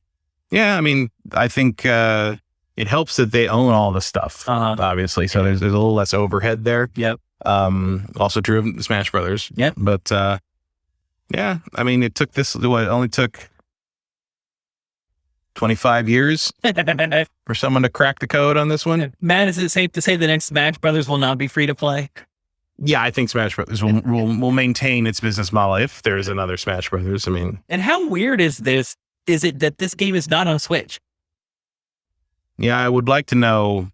I mean, part of it probably because they couldn't get netcode this good to run on the Switch. Maybe, but still, it seems like it's ignoring its biggest market. I don't think so. I feel like the people who are big into Smash Brothers are going to be kind of loyalistic about it. Yeah. I don't think there's going to be a lot of crossover there in terms of that I think this is maybe something for people who are interested in Smash Brothers but want to play something that isn't Nintendo focused, or maybe want to play something, or you just don't own a Switch. On a modern system, Smash Brothers game, or something with online play that doesn't blow. Right. There's some of that too. Yeah. It's probably not a coincidence that they put that much effort into making this thing play well online, because Smash Brothers still doesn't really do that very well. Yeah. Pleasantly surprised by this game. Yeah. I had low expectations. Yeah, I really didn't. I thought it would be kind of fine and okay, whatever, cool. Like you can hit Shaggy with Superman. Like, I thought it was going to be janky. Yeah. And cheap, but it's not. No. It feels like a polished AAA game. Mm-hmm. Yeah. So excellent work there. Yeah, well done, Warner Brothers. I don't say that very often. Quanta doesn't put out games hardly ever. No. I certainly wasn't saying it yesterday when I saw that Gotham Knights footage. What the hell? Yeah, we'll be playing that not too long from now as well. So don't threaten me. Anyway, there you go. This MultiVersus, again, available for PC, PlayStation, and Xbox. No Switch version. You think they'll end up releasing a Switch version ultimately? I don't know if this will run on Switch that well. I mean, I don't think graphically it's a No, I mean the online stuff is probably gonna be a problem because of the Wi-Fi. Player instead of two. Yeah. Could get messy. Yeah. Yeah. And who knows if maybe Nintendo would be jerks about that. Yeah. Yeah. It's true. Yeah. Because like, look, it's one thing to have like that stupid Nicktoons thing on the Switch. I don't know if it is on the Switch. I don't remember. I think but it's another thing to look at this thing and be like, oh, they actually made a good game. Yeah. Like, I could definitely beat Nintendo and sort of have that twinge of like, it's not like it's competition because Smash Brothers is a monolith of a franchise. Yeah. But you're still looking at something that's kind of pulling it off. Yeah. And I can see why they wouldn't want to do that. Yep, absolutely. So there you go. This MultiVersus, again, is free to play, and you can download it for free if you have a PlayStation and Xbox or a gaming PC. Mm-hmm. Well, let's move on. We're going to talk next about Grand Theft Auto 6. You may remember a couple months ago, Michael Pachter published a very special episode of Pachter Fact. Vincent makes a point. The Nicktoons game is on Switch, but it does not have the rollback netcode it has on the other platforms. See, it's the online thing. That's what's holding it back. Nintendo's got to fix that for the next system. Absolutely. Yep. Well, a lot of people on Switch also play on Wi-Fi. That doesn't help you. Oh, yeah. Well, we remember the new dock that was slower than playing on Wi-Fi. What is going on with that system? Crazy. Yep. So anyway, if you remember a couple months ago, Michael Pachter wrote some news about Grand Theft Auto 6 on a very special episode of Pachter Factor. At the time, people questioned him. It was very interesting. Coming from an outlet like Sid did, that's run by someone who's been a games journalist for 20 plus years, and a video by Michael Pachter, who's been a part of the games industry for like 2 decades. And most of the feedback that we got was, who is this guy? How would this guy know anything? Mm-hmm. It's very bizarre. It's like, he's Michael Pachter. He's been covering the industry probably longer than you've been alive, bro. Like, it was weird. People questioned the information because of where it was coming from, even though they didn't know who Pachter was. Well, there's also the meme of people who do know Pachter and say that like everything's wrong. Anything he says, the opposite will be true, which is complete nonsense. If you actually look at his predictions, he is one of the most accurate predictors of financial markets of anyone. There's some weird, which it should be noted is still not all that accurate. That stuff is very hard to predict. Like a 500 batting average on that is considered like inhuman. Well, the thing about this was, it wasn't a prediction at all. No. And that's what I tried to tell people. They're like, I don't trust this guy. He's just predicting. He's not predicting. Man, I've seen that happen all the time. I've seen that happen all the time. That's kind of the internet in a nutshell to some. Like, I remember that guy made like that G4 documentary about like the real story G4. And a couple times I jumped in on that and was like, nah, it wasn't. It was this, and this. And they're like, well, why? Well, how do you know about my? Because I was there. And they don't believe you. Yeah. They don't believe it. They're like, this guy made a video. Okay. I'm like, drunk. I made a video. 251. Like it's not people don't want to hear it. It's always interesting being told that you're wrong by somebody who wasn't even alive when you started working in the industry. Mm-hmm. It was like, really, bro?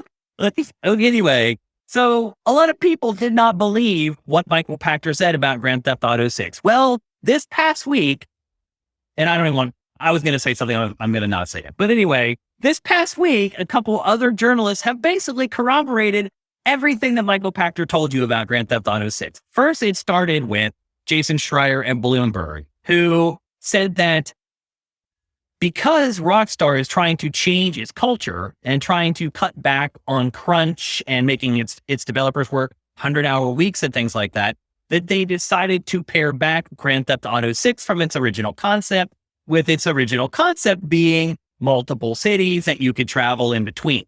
And his report was that, well, now they're going to launch it with just one city and then add the extra cities later on as GTA Online content. That was followed up by Stephen Totillo. Which is very sad because it means I won't be playing them. I think it probably. That was followed up by Stephen Totillo, who is now at Axios. He used to be the editor-in-chief at Kotaku, who basically corroborated everything that Pachter said, that said his sources said that it was set in 3 different cities and would have 4 protagonists or something like that. So the main crux of what Pachter shared with you guys before anyone else was that Grand Theft Auto 6 was going to take place in multiple cities, and you would ultimately be able to travel between those cities and do things like run drugs and run guns. And that's exactly what the game is. So to all the people who doubted Pachter or said we were wrong, there you go. Vindication felt very sweet this week, and I shot with Michael Pachter this week, and I thought the vindication felt good. He really thought it felt good because people came after him. They're like, you don't know what you're talking about. You're making this up. You're lying. And I told you guys all along that his sources were ironclad, and you literally could not have got a better source. I'm still not going to share what the sources were, but he had 3 different sources that told him the same information. And one of those people is literally the best source you could have for any information on Rockstar or Grand Theft Auto. I'll leave it up to your imagination who that was. So it felt pretty damn good to see that all the information that he had shared ended up being corroborated. Of course, no one's going to come back now and say, sorry, Pac, sorry I doubted you, but you were right. That's never going to happen. That's the internet in a nutshell. It's like, even when you're proven right, you never really do get the vindication of people coming and being like, you know what? I was wrong to doubt you. You were ultimately right. So as it turns out, what we had shared about Grand Theft Auto 6 many moons ago is exactly what Grand Theft Auto 6 is. So Matt, you already kind of intimated or hinted at this about how do you feel about a GTA game that starts with one city and then expands out to the extra cities? Are you really at a point where you don't think you would stick around to try out when they add Los Santos or when they add Liberty City? Not if there's no single player content. But I think there will be. I mean, if they're going to expand it as also single player stuff, if they're going to expand the campaign, then yeah, I'll play it. But if it's just going to be adding cities to GTA Online, I will never see them. I'm not doing that again. I enjoyed my time. Bother adding cities and it's just like a new playground to mess around with? Yeah, because that's where all their money is. Yeah? Yeah. That would be... They cut all the heist out of GTA 5 and stuck them in GTA Online. That's true. You will never convince me that the heist stuff wasn't supposed to be the giant middle meat of GTA 5. Yeah. They teach you how all the heist stuff works and you never do it again. That's a good point. Yeah. There is no way that wasn't supposed to be the second act of that game. Yeah. Because everything just sort of jumps ahead all of a sudden, and you do the second heist, which is the big finale. Like, they present the heist as this thing you need to know how to do, and then you never need to do it again, because the second time you do it for the big finale, it's all automatic. You don't even get a choice of like there's like, oh, you do this, and this guy assisting you will level up, and that'll change your loyalty to, but it never matters. Then they get all of a sudden you get 7 heists or something in the online game. Of course they cut that out of the single player game a second in the online game because GTA Online was their moneymaker. And I understand why they did that, but it doesn't make me any less pissed. Yeah. It's that would have been a cool element to have as a through line through the whole campaign. Now, if they want to change that, great. But I see no indication why Rockstar would want to do that because they're there to make money. They're not there to make me happy. Yeah. So I will believe that these cities are being added to the offline game in the same manner as the online game when it happens. I mean, yeah, I'm totally on board with that. I understand why you'd only want to, limit your scope on that. And that gives you an opportunity to expand GTA 6 for 5-6 years. And in a meaningful way. In a real way. Yeah. I mean, it's one thing to say oh, this new mission type is out on GTA Online. It's another thing to say okay, Miami is cool and all, but here, come play San Francisco. That's great. That's a big story. They can do things too, where they create hooks to the expansion that you experience and you come across. So according to Schreier, Vice City is going to be the first city that they launch with, Miami. As you're playing that, you can start working with the drug cartel and they can say, man, we got connections in Liberty City or connections in... Just like the Assassin's Creed games do. So you can build the anticipation for when they do release those new territories. And then once they do, you create that link becomes meaningful and you start running guns or drugs between the two different cities, then the third one cracks open and that just opens a whole new level of possibilities. Like, I tend to think that is how it's going to happen. Like, I really would be, it just seems stupid to build other gigantic cities if all you're going to do is just let people go and do the same crap that you're doing in Vice City, in Grand Theft Auto Online. I mean, that seems like probably the business model. Yeah. Like, just, I mean, you put new missions and stuff in there for GTA Online and stuff, but like, there, you know, I just don't see it. I mean, unless they're charging the price of a full game for the new city. You mean each time? Yeah. They're charging like you want the Los Santos expansion or $60? It'll be 70. 70, yeah. Yeah, because it's Take-Two. They're one of the only. I can see that happening. I mean, it'd have to be a full-fledged basically a new game. Yeah. In the new city. Pactor actually, and I'm not going to spoil the episode, but Pactor has come up with a brilliant way to do this. And I don't want to spoil the episode of Pactor. Factor is probably not going to be published until like next week. So I don't want to go into too much detail about what he thinks they're going to do with it and how they're going to do it to make it work financially. But it was not charging full price for each one. There's a way that he figures it out to make it work where they could make like basically $3 billion a year off of Grand Theft Auto Online, much similar to how EA is making money off of Apex Legends right now on an annual basis. That's all I'm going to say, and I'll leave the rest for the actual episode of Pactor Factor. But he came up with a pretty creative way for Rockstar to make a ton of money off of GTA 6 after the initial launch where you get the first city. What other information did we get? He also said, Schreier said, that there's two protagonists in the game, and it's a male and female tandem, kind of like Bonnie and Clyde. He said the woman is Latina.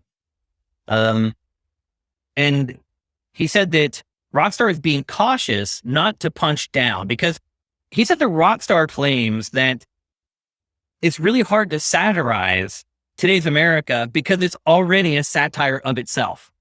And so they can't disagree with that. Exactly. So they said they've had problems. That's why the reason why they've had so many delays. They're like, how do we do this? Yeah, a lot of the old satire, like on one hand, I mean, some of it just is outdated in the sense of the punching down thing, but also a lot of the satire, like, as what someone said, I saw a tweet about like, it was one of the stupid like weirdo Q thing, but it was basically like, oh no, it was an article about a teacher who had trained to use like firearms and was like ready to teach kindergarten now. And someone was just like, just all of us living in one of the fake commercials from RoboCop now.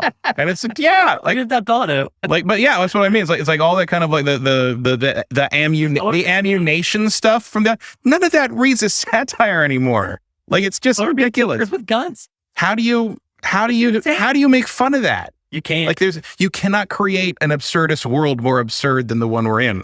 You're absolutely right. And apparently that's how Rockstar feels as well.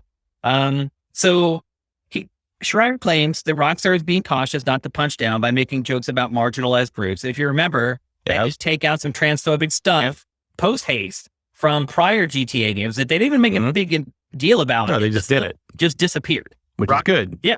So it does appear that the company is making strides. And that's going to make those games much better. Yes. Like, because that's what humor needs to be. Humor isn't just supposed to be like mean-spirited nonsense. You have to have a target and you have to have that, comedy, as they say, comedy speaks truth to power at its best instances. Yeah. Just like George Carlin or Bill Hicks or that kind of thing. Eddie Izzard, Stuart Lee, they all the best do that. And I guess what? The power isn't the trans people hanging around outside a bar in LA. Like, that's not where the power is. The power is these things that are impossible to satirize at this point, because every day, Marjorie Taylor Greene says something even dumber than the day before. And you're like, how is this real? How can you exaggerate and satirize that in a GTA game when the instant you write something, the next day it's going to be obsolete because something more ridiculous happened? So yeah, I understand that. I mean, I've seen some people call that an excuse, but I think it's a pretty good explanation for why it's hard to do a GTA 6 now. Yeah. Well, Schreier also reported that according to a couple either current or former Rockstar employees, they described Rockstar now as a boys club transformed into a real company. He said that as far as employees working overtime, that every hour they work overtime gets added to their vacation. So they actually get all those hours back. which is good, but that still leaves the door open to crunch.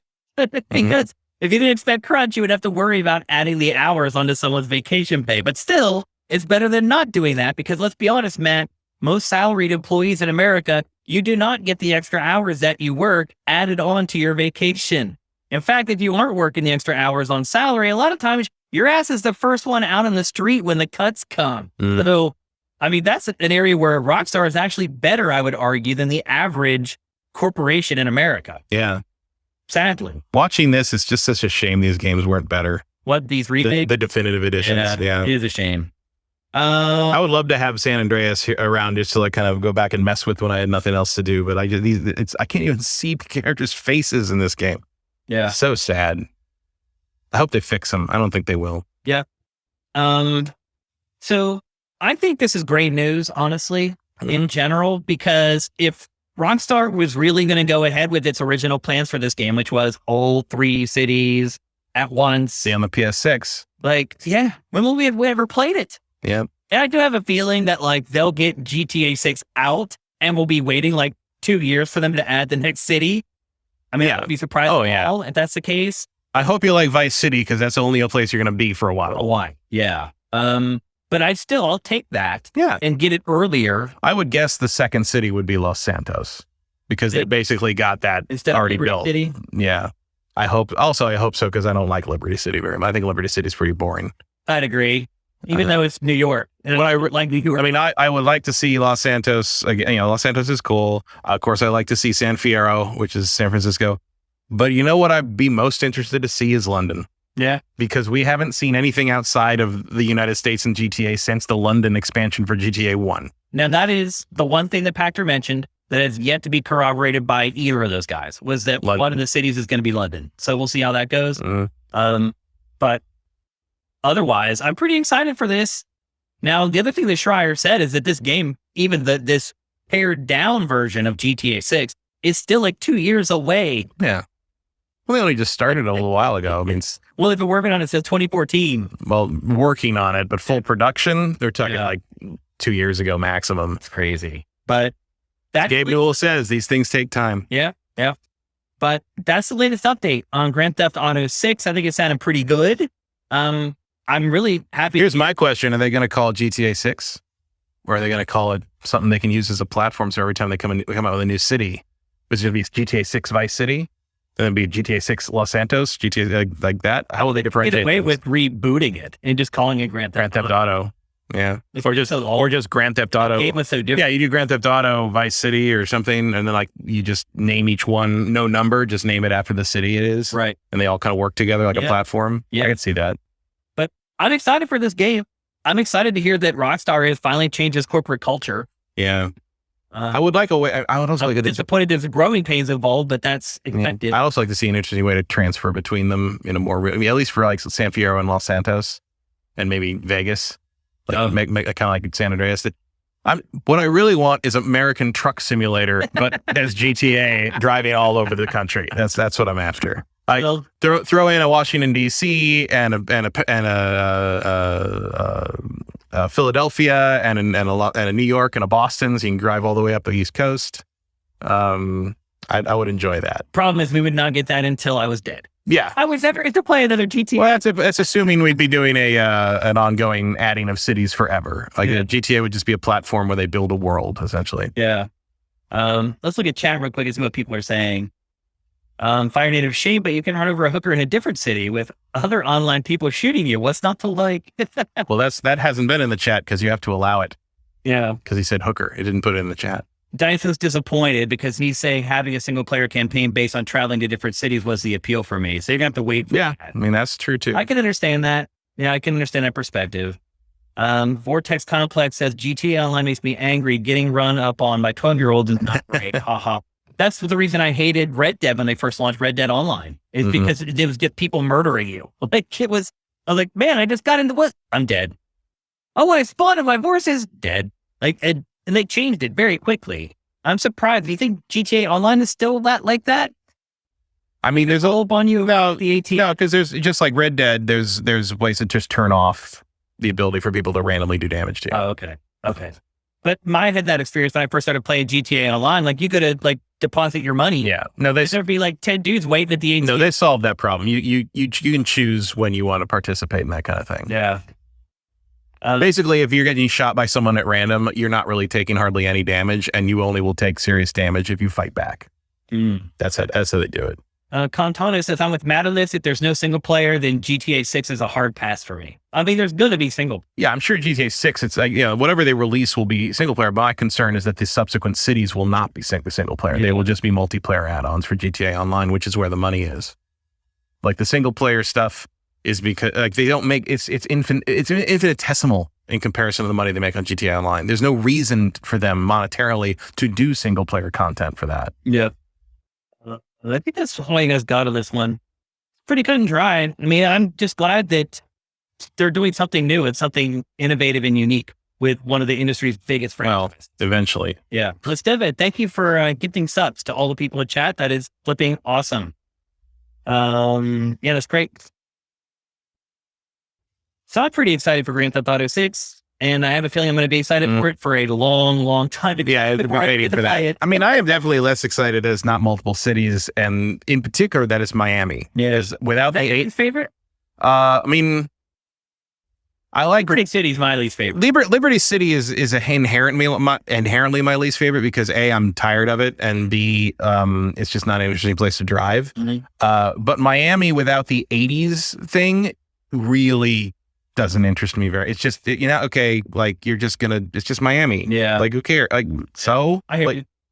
I mean, I guess you could do a lot of DeSantis jokes or something, but like, you know what I mean? Like, it's not a particularly interesting city to spend the whole game in without some kind of hook beyond it's Miami. You know, like the hook of Vice City being in the 80s was cool because you got to kind of play out Scarface and do all the music and do all the crazy fashion and the neon stuff. Like that was cool.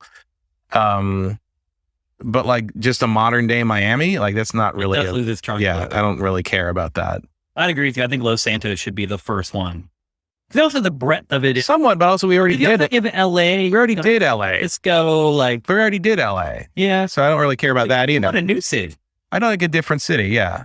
Or even just like, I don't know, California bias, like a San Francisco, Sacramento, Las Vegas, like triumvirate, or Portland. You could play Portland a lot. Yeah.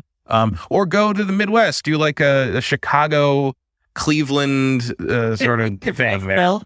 Yeah. Like Rust Belt. Yeah. Like, why not? I don't think that would sell very well. I don't think that's sexy to most. I think Chicago would work. Maybe. Chicago's got a lot of history. Yeah. Boston, I guess. I don't know. Like, I feel like it's been done. I mean, maybe they do need to start going overseas a little more. Yeah. Yeah. Yeah, I'd love to see like a GTA Tokyo. Yeah, that'd be amazing. GTA Singapore kind of thing. Like London. I mean, London was interesting. Seoul. I mean, there's a lot of places. Yeah. GTA Moscow. You really want to invite some stuff.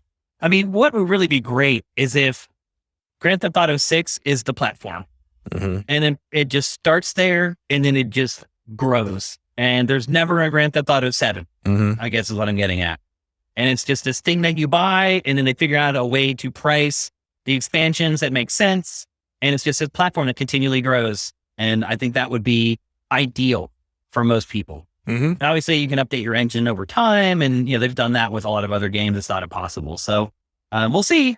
But people are going to be begging for more information on this. I would be surprised if Schreier doesn't keep digging, if Steven Totila doesn't keep digging, and we get little tidbits here and there as development continues. Yeah, but time for Patron to find out something new. It is time. Yeah. And wait for more vindication. Well, you have to remember that he hasn't had his party in a while. Right. And that is a place where he gathers a lot of intel. Because you get people drunk on $1,000 liquor, they're going to tell you something. Yes. And they appreciate you. You're like, man, you just poured me a glass of scotch that's worth like $200. Yeah. I'll talk with you about something for a little while. Like, he gets a lot of his info from those parties. They haven't happened for a while. They're happening next year. So 4 years. It's been a while. So he'll get a refresh of information. Yeah. Although, to be fair, he got his information on GTA 6 not at his party, to be honest with you. I'll just throw that. Yeah. So. It's on his boat. All the good stuff happens on the boat. Anymore. All the good stuff happens on the boat. That's what I've been told. Okay, it's time to move on. We're going to talk next about something we don't talk about a ton on GameFace because you guys typically hate it, and that is a sports game. We're going to discuss FIFA 23, and it's not going to be a long segment, but the reason I decided to talk about it at all is because for some odd reason, Matt, and I could never fathom why, this year's FIFA has the most updates, changes, tweaks, overhauls of any FIFA maybe I can ever remember. Well, it's the big finale. Yeah. Why might that be, people? Could it be because this is the last FIFA game and next year EA is going to have to convince you to buy EA Sports FC instead of FIFA, and is trying to create a great game this year so that when they have to get you to make that leap to its new franchise, you're much more likely to make that leap. And hey, whatever it takes to get games to a place where they're making big improvements year over year. But I'll just show you my notes. And I may not even get to all these, so I don't want to spend this much time on FIFA. But this whole page right here is my notes about the new FIFA. That's how many changes and tweaks they have made for FIFA 23. So if you're one of those people who says, oh, it's just another FIFA, and I'll argue too, Madden this year has some pretty big changes as far as their physics engine, which could change the franchise forever if they actually nail it. This year's FIFA has a ton of changes and tweaks that I think are going to make a lot of people happy. And we also do have a lot of people who live in Europe, who watch GameFace and are subscribers and our patrons, and they care a whole hell of a lot about FIFA. So I'm going to very quickly run you through all the new features of FIFA 23. First of all, the biggest change is Hypermotion 2. You're familiar with Hypermotion 1. The catch with Hypermotion 2... You're going to need to doubt your commitment to Sparkle Motion. Yeah. Matt, here's something that EA is doing that I'm not a fan of. So Madden, that brand new physics engine that I just talked about, is next gen only. You have to buy the PS5 or Xbox Series versions to get the truly new features in Madden. And they're doing the same thing with FIFA 23. If you want Hypermotion 2, you can only get it on PlayStation 5, Xbox Series consoles, and PC. If you have PS4 or Xbox One, it will not be included in the game. That seems insane to me. Because it can't do it. You think? Yeah. You really think that the systems just aren't powerful enough? Yeah, this is what they're finally doing what you're asking for. Do stuff you can only do on next gen, and now you're complaining about it. I'm not complaining about it. I just don't believe that it can only be done on next gen. I think they're intentionally holding back. I think they might be maybe you could get it to work on next gen if you threw a lot of time, effort, and money at it, but they don't want to because it's the old gen. Right. That could be too. Yep. I think that's just a natural function of finally moving on from the last generation. It could be. Maybe you could make the argument that they shouldn't be selling the game without it at all on the old platform, but then people complain they don't get to play FIFA at all. Yeah. So no, I think that's fine. Okay. Hypermotion 2 uses machine learning technology to add over 6,000 new animations to the game, which results ultimately in smoother, more realistic gameplay for shooting, passing, sprinting, and dribbling. New to the franchise this year are power shots. This new skill allows players to unleash a devastating effort with extra power and spin. To do it, you have to hold both bumpers down while you're shooting. I don't know how that's going to play out, honestly. That feels like getting your fingers twisted in a knot. But if there's one thing I've learned about FIFA, is if there's something really convoluted that you think other people can't pull off, they can. Just play somebody online and you'll learn very quickly that they have mastered everything. I mean, there's people that can't believe you can fly in Rocket League. Right. People will figure it out. FIFA, man, there's nothing more humbling, at least to me, in my last 5 years of playing video games than playing an online match of FIFA. For FIFA 22, I played like 3 online matches and it was just, oh my gosh. I mean, and I appreciated it because what that showed to me is that there's a high skill ceiling in the game. Then there's things to achieve to continually keep getting better at the game. And I was a noob. I should get whooped like that if a sports game has a high skill ceiling. So yeah, you have to hold down both bumpers while you're shooting. But while you're doing it, the rub is that the aim assist is completely disabled. So if you use this new mechanic that allows you to put more power and touch on a shot, you have to aim manually. The game will do it for you. That seems like a fair trade-off to me, at least. There are new skill moves, including left foot moves, which I was surprised to learn what weren't already in the game, but apparently not. And now there's fake shots, there's stutter fades, and there's heel fakes. They've also revamped the set pieces. And now you use the right analog stick to adjust where the ball is being struck and apply spin, kind of like how golf video games handled spin back when they handled spin correctly. But like a lot of modern golf games, got rid of like that mechanic where you choose the point on the golf ball where you want to strike the golf ball pre-swing, and you have to hold it there while you do the swing mechanic, which adds a layer of complexity and difficulty to it. And then they just abandoned it for whatever reason. It started doing spin in goofy ways. Well, now they're allowing spin in FIFA using this mechanic, and I think that's also a really smart move. They've added new hard slides for more aggressive tackles. Basically, you can slide tackle someone now and almost send your team off in the other direction. So your slide tackles now can send the ball rolling like 20 or 30 yards, which could lead to breakaways for your team if you use it. Now, if you do use the harder slide tackles, your chances of getting a yellow card or a red card are increased. So again, there's a risk and reward involved with the new mechanic. There's a new accelerate mechanic. And again, this is also only for next gen. All players are now assigned one of 3 archetypes based on their height, agility, and their strength. And those affect how each runner deploys their speed. And there's 3 different ways that they can be categorized. It's either controlled, explosive, and lengthy. You can now cancel dribbling animations, but again, this is also next gen only. And that's a really weird thing to make next gen only. I mean, if that's part of the hypermotion thing, then yeah, that's that. I'm not sure if it is tied into the hypermotion, to be honest. I don't know how that works.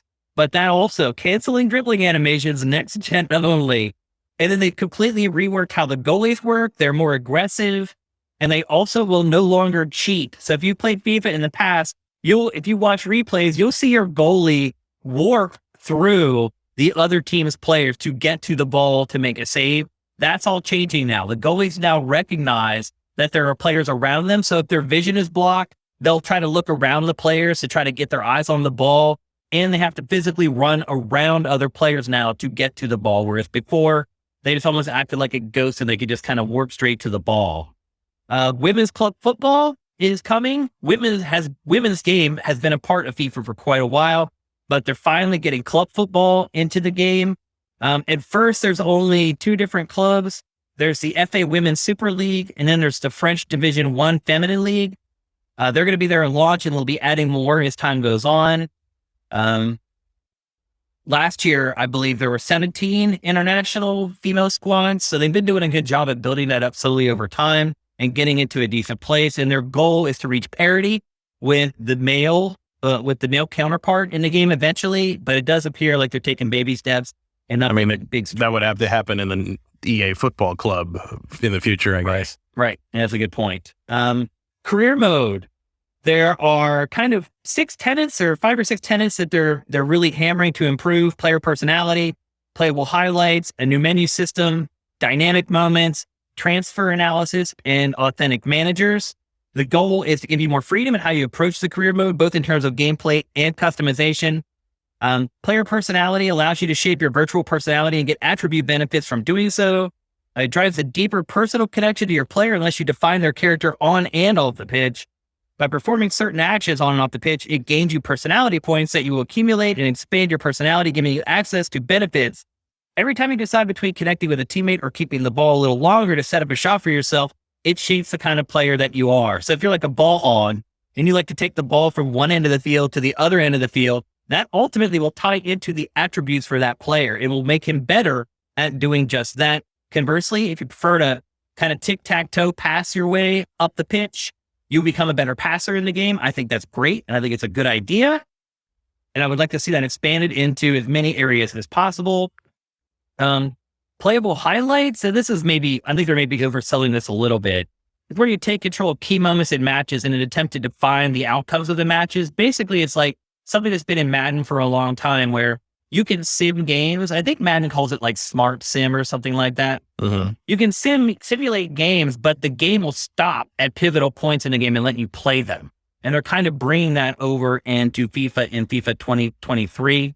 The new menu system, they've just kind of unified the menu design across the game so that the layout and the look is the same across all the modes. In the past, like if you would get into like Ultimate Team, it was almost like the way you navigated that was completely different. It's almost like they were built by different teams, which they probably were.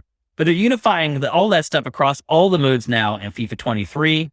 Dynamic moments are a collection of cinematics which accompany your progression throughout the career mode. And this is where these dynamic moments work in both the manager and the player careers with the aim of making your journey more immersive and memorable. Overall, there are 7 bespoke dynamic moments you can experience throughout your career. Each of them is tied to various achievements or events that you might encounter on your path to stardom. For the very first moment you enter the pitch. And then there's play as real managers. FIFA 23 enables you to play as one of 350 authentic football managers. That's insane. Like, are there really that many memorable coaches? But everyone's somebody's favorite. I guess. Yeah, whatever your favorite club is, you want your coach to be in there. Yeah. That's insane. 350 of them. That's impressive to me. Yeah. And something only you'd have to do in soccer, football. NFL, the dollar's worth more than the euro now, so it's soccer. And it's nothing anyone can. You can't. Yeah, now? That's just how it is until the euro gets back up there. But here's the thing though. So only 30 plus actually have the star heads.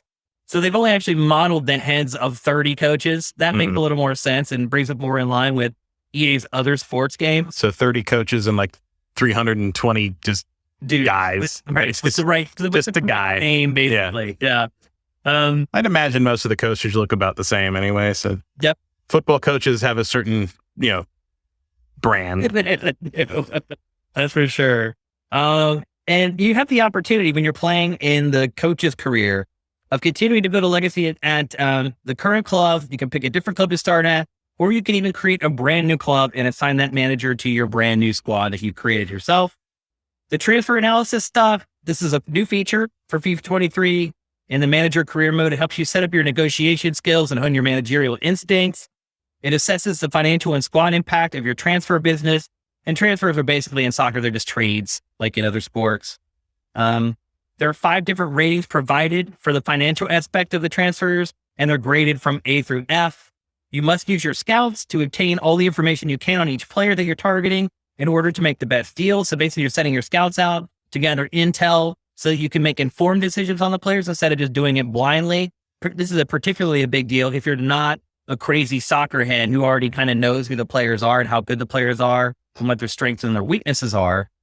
And then finally, off-pitch activities. They allow you to further shape your player personality outside of matches and training. Each activity has certain requirements to meet before you're eligible to engage with them, and then they can present different types of rewards in addition to contributing to your player personality. So you're kind of seeing a lot of these new options and systems feeding into each other, which also is good, but can become confusing over time. In fact, this game reminds me a little bit of Xenoblade Chronicles. Seriously, we're starting to wonder, like, is this too much at this point? Like, does it become overwhelming? I don't know. But like I said, when we started discussing this topic, FIFA 23, like if you've been waiting for like the big upgrade to FIFA, you haven't bought it for a few years because you're like, man, they're just adding like little things every season. This is the year to leap. And when the game comes out, it releases on September 20th or 30th. Can't remember. September 30th. When it comes out on September 30th, we'll have, another look at this to let you know if all these concepts and ideas actually worked well in execution, because they don't always work well in execution, man. No. Like a lot of the features that EA has added to Madden over the years, EA will then take away from Madden because people don't like them. And then we'll try to bring them back 5 years later as a new feature again. Like Madden's passing code. Do you remember that, Matt? Yeah, I remember the passing code. Like it sucked. People hated it. It disappeared. And then 5 years later, they added it back in as a new feature, although it wasn't default like it was the year that they debuted it. You had to turn it on, and I'm sure nobody did. So just because there's a list of new stuff coming to FIFA 23 doesn't mean that it's necessarily going to be a better game or that all the changes are going to actually improve the game. And when it comes out in late September, we'll let you know just how successful all of them were. Yeah, this looks riveting. Yeah, this is the career mode. I mean, the career mode... Finally, meetings. I mean, the last FIFA career mode was awful. I mean, it was almost offensive how bad it was. So, I don't know. There's only one way to go. That's up. But you're right. Looking at this B-roll, it's not exactly convincing, is it? No. Yeah. So, there you go. like I said, I don't want to spend a ton of time on FIFA 23 because I know you guys, there's a limited interest in sports games in general on Sifted and for our GameFace viewership. But we do have a lot of folks from Europe who support us, and they're just as important as everybody else. So we want to make sure that we're serving them as well. So we want to spend a little bit of time on a game that a lot of them are probably very, very excited for. Matt, what do you think is going to happen with EA Sports FC? I don't know. No predictions on like sales. I think it's safe to assume it's going to sell less. Probably. How much though? I don't know. Yeah. I have no idea about metrics for any of that I would be surprised if it loses like 25%. Maybe. But it's not like it's going to have competition because FIFA, I know, is going to supposedly make their own game in-house, but who knows when that'll be out. I guess in 3 years. Yeah. And there's two ways you could have gone with this. You could have just sort of, squeezed out one last FIFA game and called it a day and then put all ththese new features and all these cool things in your EA Football Club game. That might have been the smarter tactic. I don't think so, because I think what they're thinking here is FIFA's going to try to do this and realize that it's a lot harder than they think it is. And then you'll be able to point to this last FIFA game and say, yeah, well, look how we did on that last one. We could just pick up where we left off. Yeah. I think it's a kind of a last ditch laying the groundwork to get that license back one day thing. Interesting. And meanwhile, you can take all that stuff and move it into your EA Football Club game and kind of come out of the gate swinging. Yeah. Because you're right. What's going to happen is FIFA's going to fail at creating its own soccer game. It's going to suck. At least the first year or two is going to suck. Yeah, it's going to take a while to get running. And it's going to start reconsidering. Yeah. Be like, you know what? Maybe that offer, I wonder if that offer from EA is still on the table. Because it's such a hassle to start up with a new developer. Yeah, it feels like it's going to be one of those old sitcom situations where the husband's like, oh, it can't be that hard to stay home with the kids all day. And all of a sudden, by the end of it, he's covered in baby powder and doesn't know where anything is and the house is on fire. I feel like that's what's going to happen with FIFA. That's a good analogy. This thing. That's a great analogy. So there you go. That's FIFA 23. Let's see what you guys have to say about it. And by the way, the reason we do our show live at 1 p.m. is so our European sifters can watch the live stream. So hopefully some of you guys are in here. You have something to say about it. To the type, passionate people about football in their clever country can list lots of important managers and players. Lots. Okay, fair enough. The Big Smoke 82 says hypermotion simulates the whole team's movement from motion capture. Last gen CPUs were not fast enough. Okay, so that's to your point where it can only work on next gen. The Big Smoke seems to agree with you on that one. He also says FIFA is all about finding the meta. I think a lot of sports games are that way. It's like, Vincent said you can get hypermotion on Stadia as well. Oh, well. Because you're playing on PC basically on Stadia. So yeah, they can make it work there. The Big Smoke again, 90% of these features are guff. The real feature is how has the metal changed this year? The meta changed. The meta changed. Passe or string, I think is what he's trying to say there. Yeah, I guess so. And Sneaky says EA has signed with one of the biggest leagues earlier, and I'm guessing we'll only sign more by next year. They'll be okay. Yeah, and I don't think that they're going to have the players and all of it. It's just FIFA is out. Stadiums are going to be there. It's just the license, so they won't be able to have the World Cup. Although I think they're squeezing the World Cup into FIFA 23. Yeah, it used to be a separate game. They would release FIFA World Cup on the year of the World Cup, but I think they're squeezing it into FIFA 23 for its last year of having the license. But yeah, so they won't have the World Cup and they won't have the FIFA branding, but otherwise, they won't have FIFA's tournaments, basically, is what it comes down to. They'll have all the players and the clubs and the kits and all that kind of stuff to make it feel authentic. So I think EA is going to be just fine, but I do think they're going to suffer at least a little bit of a fall off in sales after the first year of EA Sports FC. But I would imagine that EA is kind of counting on that and has done the math and said, whatever we lose in sales, it's better than what we would pay FIFA. Because FIFA, Patrick's mentioned before what they pay FIFA every year. It's a lot. It's like 100 million or something like that they end up paying out ultimately. So I'm guessing EA's done the math and thinks it will be better off in the long run. Well, then some of the chat saying they hate FIFA, and my money, Erebus Jones is game money not going to FIFA is a bonus for me. So maybe it won't hurt them at all. I wonder why they hate FIFA, because they're a dinosaur organization. FIFA's a very corrupt organization. It is corrupt. So yeah. I don't know too many fans of FIFA, honestly.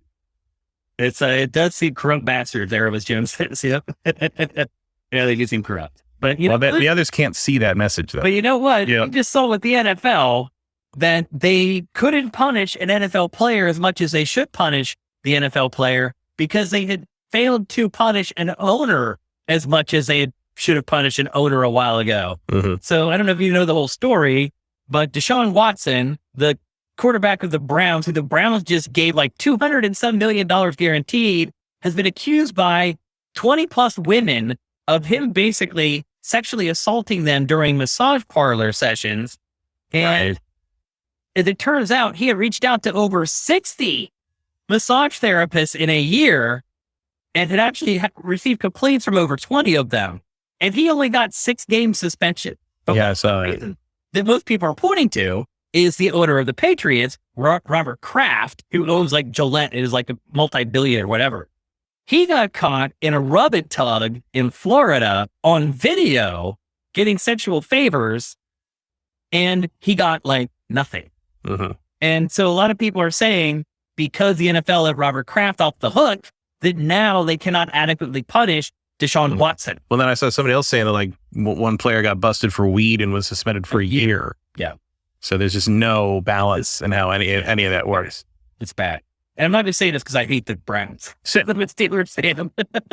But the Browns, like the other thing too, Matt, is the Browns knew that he was going to get suspended and still gave him all that money and structured his contract so that his first year, he only gets paid $1 million. So that if they suspend him, the most for the whole year, the most he would lose was $1 million. And then make the other $229 million after he's on future season. It's just dirty. Yeah, just way dirty. Anyway, there you go. There's the 20 minutes of sports discussion we'll have on GameFace for the next 6 months. That's pretty much how it works. Okay, let's move on to our last topic of episode 310. We're going to talk about the gaming market in general. This week, and actually the week prior as well, we've been starting to get some red flags, Matt, about the gaming industry, the health of the gaming industry. And people are kind of wondering, is it just COVID? Is it supply chain? Is it the inability to get the component? Is it just a lack of being able to produce as many consoles as they wanted, or the inability to get as many games out into the channels as they need to? Some of the troubling numbers that we're getting comes from hardware sales, believe it or not. We're in a new generation. We're in like year 2, and we're already starting to see sales less year over year. And you would think that over time, the supply chain would get better and the component shortage would get better. Not until next year. But you would think it would increase, get at least a little better. No. Not back to normal. No, it hasn't. None of it has improved, really.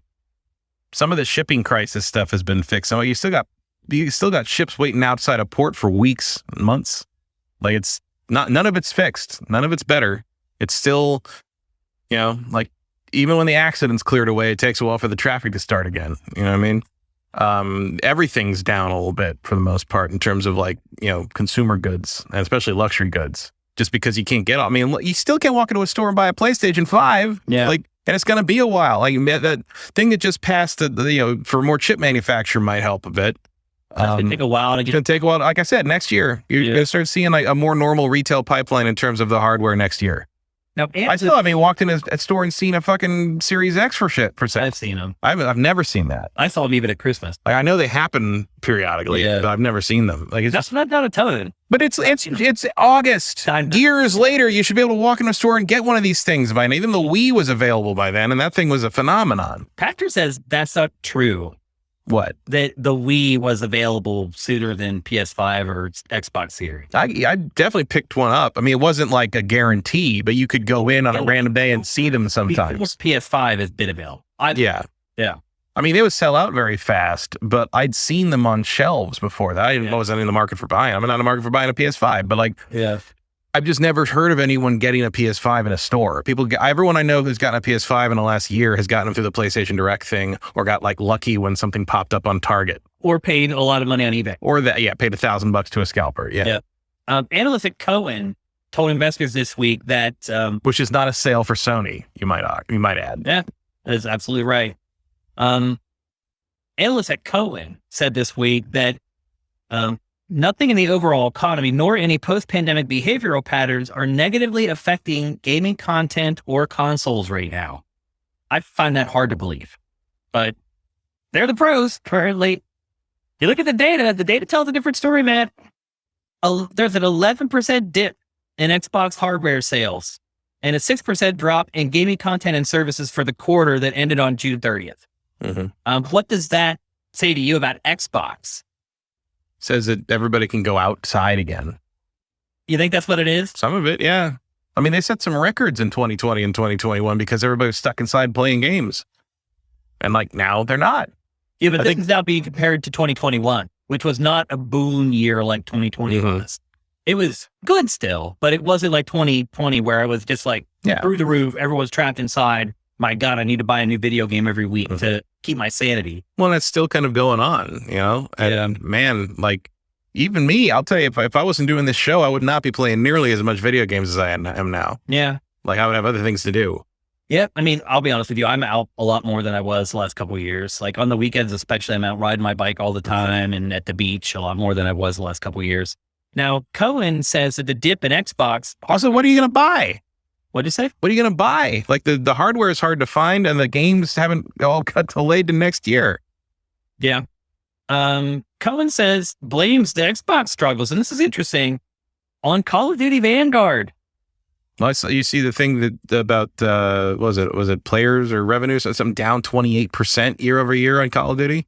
Yeah, I didn't understand. People hated Vanguard. I didn't like it either. I thought it was bad. People hated Vanguard enough that I think that shift is big enough to impact the whole industry number. Basically, I think that's what happened there to some degree. But they're saying that 11% dip in hardware sales and 6% drop in gaming content and services is because of Call of Duty. If that's true, that just shows you the impact of that. Call of Duty's huge. Yeah. And also remember this week, PlayStation and Xbox have been squabbling over whether Activision Blizzard has must-play games. Xbox has been saying this week that it does not have must-play games. PlayStation has been trying to say absolutely it has must-play games. Call of Duty. Yeah, one. Because obviously PlayStation doesn't want Call of Duty to leave. It wants it to nix the deal. So you have these two sides that are basically both are lying. Let's be honest. They're both fudging the truth. They're trying to get what they want ultimately, but it's been interesting to watch. I mean, I would argue I struggle to think of another Activision game, frankly, at this point. Call of Duty? Yeah. You also have to factor in Blizzard. Yeah, I guess so. Yeah. And Blizzard obviously has a bunch of games. Yeah, but Blizzard games also don't really extend beyond PC too often. Generally, you're right. Just Diablo, really. Yeah, Overwatch did pretty well on console. Yeah, but nobody gives a shit about Overwatch anymore. Yeah, it'll be interesting to see how Overwatch. See that thing about they're setting out a survey about how you'd feel about a $45 mythic skin? Yes. What the hell? Yeah. It's not good. That's called playing the percentages, kids. Yeah. Cohen also blamed some of the dip on adverse foreign exchange rates, which I can get. Because as you just said, for like the first time in forever, the dollar is worth more than the euro, which is perfect timing for my trip to Greece. I should add. Yeah, that's going to work out pretty well for you. Work out great. But anyway, remember when the euro was like $1.75? Right. Yeah, that's a big change. Last time I was in Europe, it was kind of like that. Yeah. Yeah. It was had to pay like 1.5 at least for everything that you paid for. Yeah. Out of US dollars. So anyway, that's what the experts are saying is causing the dip in Xbox Series console sales. Now, PlayStation numbers, they have dipped 2% instead of the 11%. Hardware sales has dipped 2%.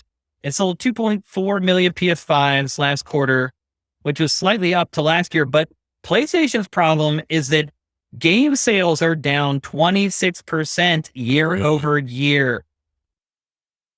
26%, Matt. Yeah. I mean, I'm sure a lot of that is Call of Duty.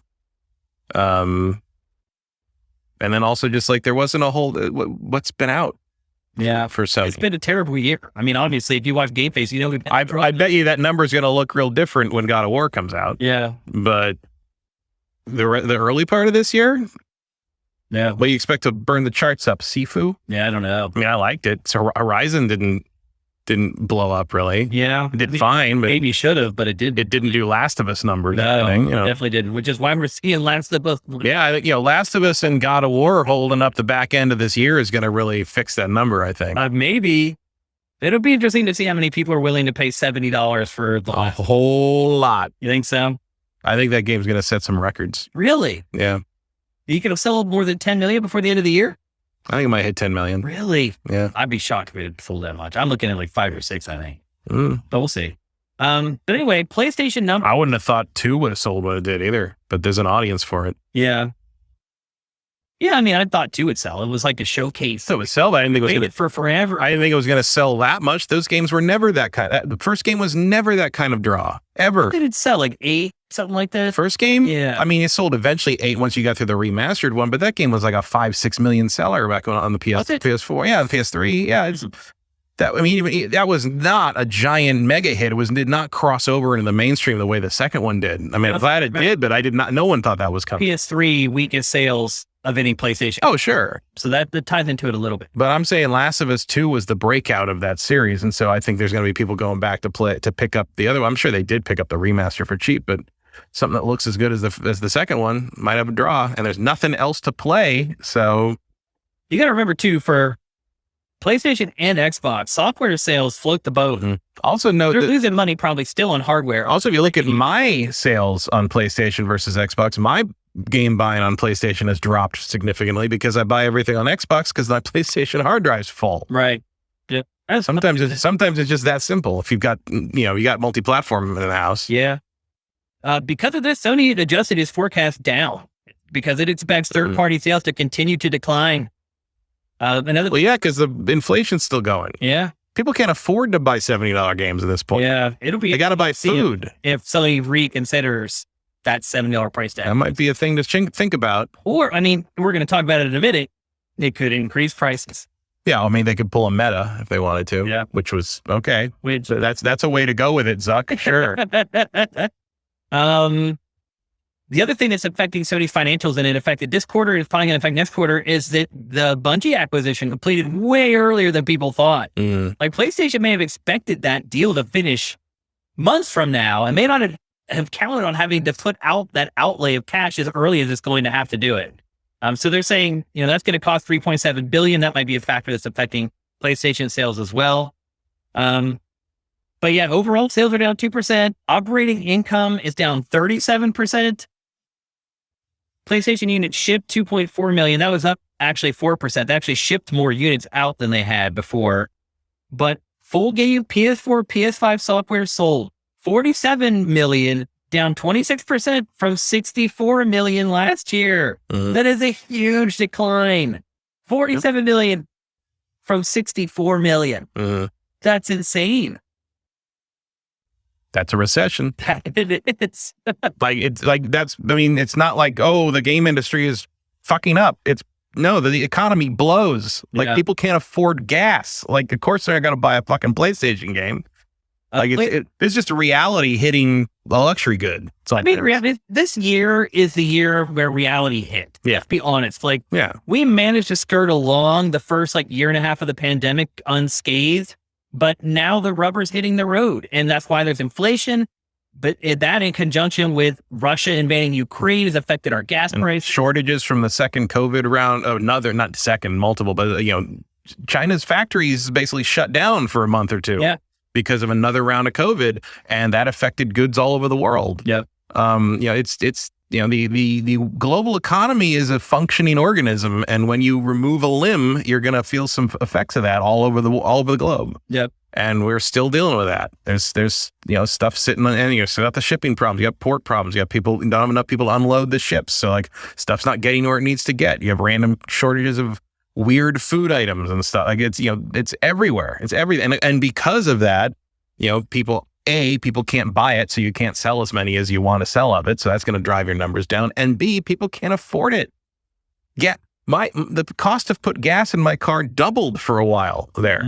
That's going to change your budget. Oh yeah, absolutely. It's going to affect what you spend your money on. You're going to be smarter about what you're spending your money on. PlayStation Plus subscribers stayed pretty much flat. It was actually up 2%. It 47.3 million, which is pretty crazy. 47 million subscribers to PlayStation Plus. That's a lot of money. Yeah. And then looking outside of the platform holders, Capcom had a 50% drop in sales in its last quarter, but it is somehow expecting annual growth throughout the year. So Capcom is counting on some big games to really push sales here in the last months of the year. God of War is really going to have to ride in. Yeah.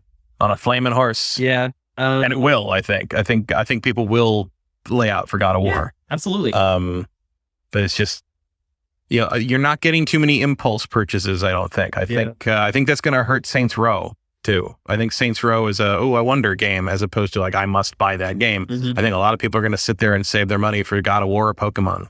Yeah, probably. Now Activision Blizzard did manage to hit his Q2 target somehow.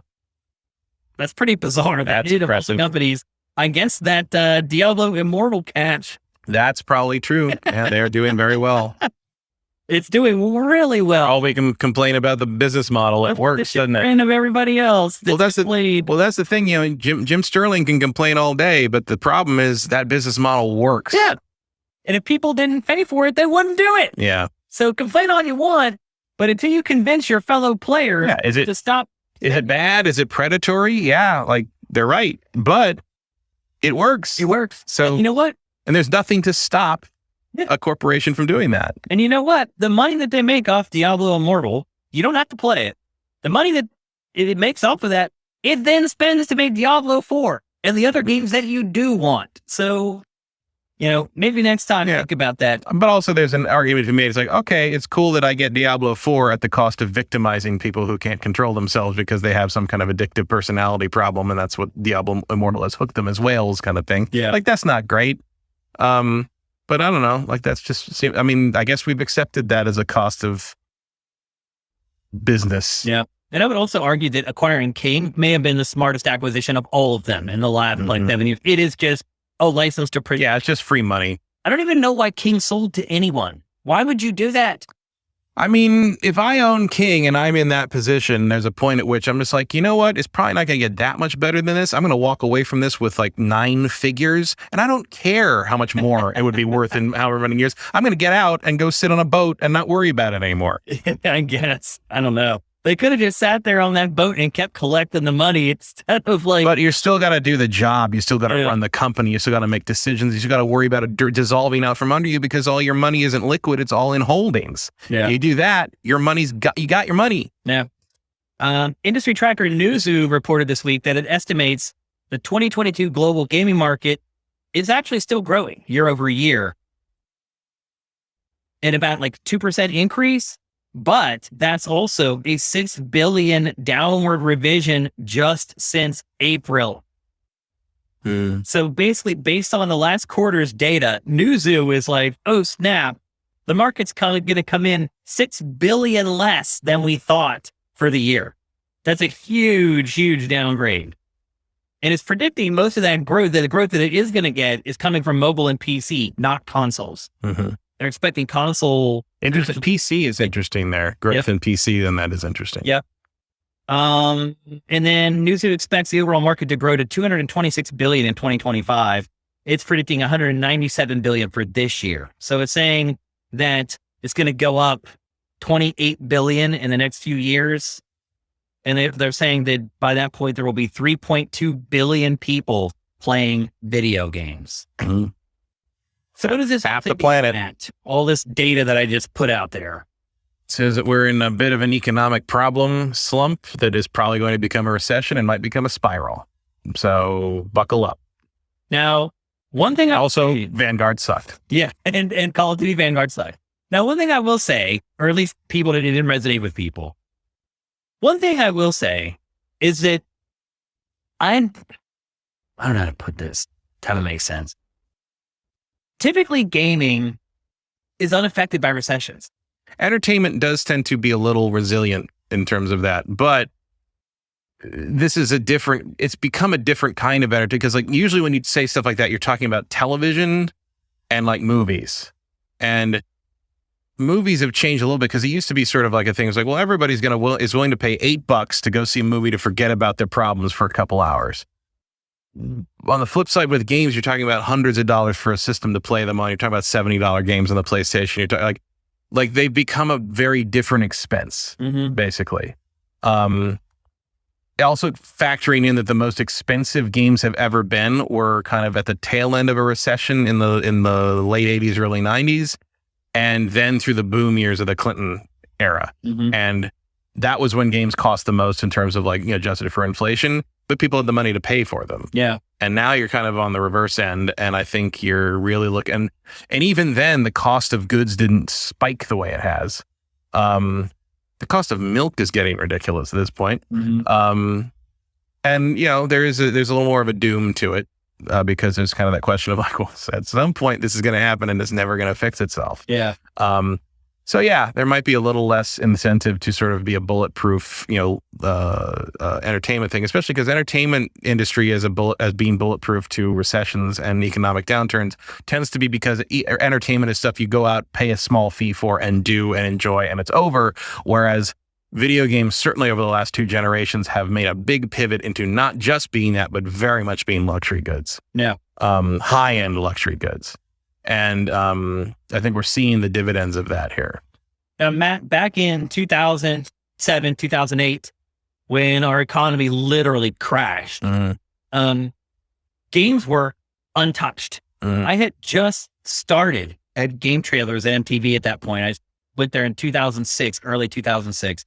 And a year later, the economy was going in the toilet, and we just rocked all the other divisions. Digital particularly at Viacom at that point were dying, and we were making money hand over fist. And the games industry really didn't suffer at all during that recession. And that was an awful, awful recession. I remember going to work every day and being so thankful I had a job because literally every single one of my friends on the East Coast had either had their hours cut, had been laid off, or had been fired. Every one of them. None of them were doing their jobs as normal. And so every day I went to work, I was like, thank God I have a job. Like, I am so lucky to be in this space. But I agree with you. I feel like this is different. It's different because it's impacting the currency itself. Yes. Like this is, the 2008 bubble, the prime mortgage crisis was more of a, like the way the economy works broken, kind of broke. And they obviously pumped more money into it to sort of prop that up. This is a flaw. This is an actual problem with how fiat currency functions. Yeah. And it is a very hard thing to recover from. The industry has changed. So there aren't as many games coming out now, not even close. I mean, it's like night and day from 2007. And the free-to-play market back then was almost non-existent. So there are lots of games. We just talked about one in today's show. We talked about MultiVersus, a AAA game that's free. That stuff wasn't happening back then. No. People have options now. If they don't have as much money as they used to have, they still want to play games. They have the option now of not paying to play games. Yeah. Like if you hated Vanguard, but you don't have the money to buy other stuff and you know better than to buy Battlefield 2042, like Apex Legends is right there. Yep. It's great. Yeah. It's really good. So I think it could be different this time. And what I was tipping my head a little bit earlier to talk about this, the price increase. So they asked PlayStation this week, could it increase the price of PS5? And it had no comment.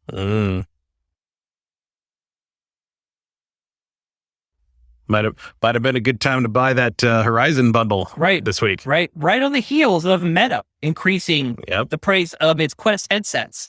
And that's also, by the way, now the prices are there. That was August 1st when that turned over. So you had basically a 3-day window to buy it at the old price before it went up. So what if the PS5 goes up by $100 right before God of War? That could happen. Yeah. And then what happens to sales of PS5? Then these numbers for next quarter are even worse. Then we really find out whether entertainment's bulletproof. Right.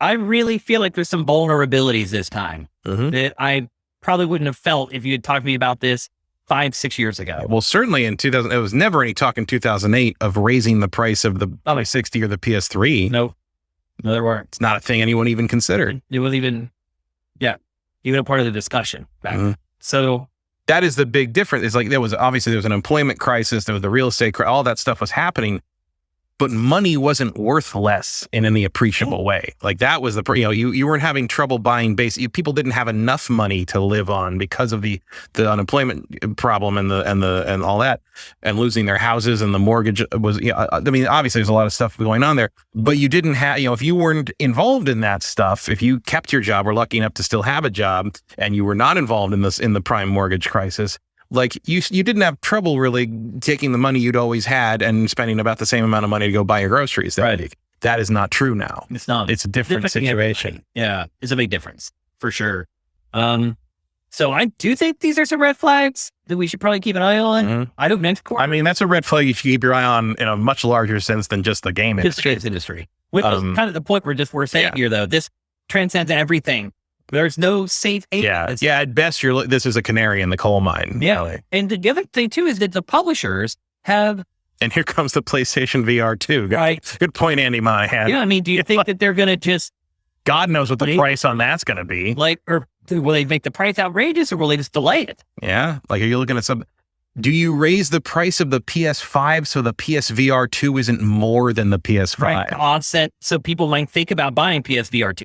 There's so many angles. If you have to charge $600 for the PSVR 2, do you make the PS5 $600 so they look uneven? They look even with each other. Right? It's not like, why is the VR headset more than the console? The other problem, too, is that the publishers are making bigger bets now. They're releasing fewer games, and they need the games that they do release to hit. Mm-hmm. And if suddenly people have become a little more curmudgeonly with their money, and they're being a little more cautious about how they spend whatever disposable income they have, there's a higher chance that your big bet is going to fail. There's red flags all over the place here. And I hope that I'm just being alarmist and I'm completely wrong. When was the last time that was true in the last 3 years? Yeah. Well, a lot of people have been wrong about a lot of stuff. Oh, yeah. But usually it's when they're not estimating the worst case scenario is coming. Yeah. So just something to keep an eye on. Obviously, we're in trouble. Our revenue has since the first year of COVID, it wasn't that bad for us. Mm-hmm. We lost revenue. The last 18 months, it's been a free fall. So we're not immune. SIP is not immune. No, it doesn't feel like anyone's immune to this. So it'll be interesting to see how this all shakes out for the games industry. This is the first time in my entire career where I felt uneasy about it. It has always been an upward trajectory. Mm-hmm. And when the housing bubble popped, there was a week where I was like, oh crap. Could this guy lose my job? Could blah, blah, blah. Could all this stuff happen? And then very quickly I realized, nope, our traffic isn't dropping. Our traffic has continued to keep going up.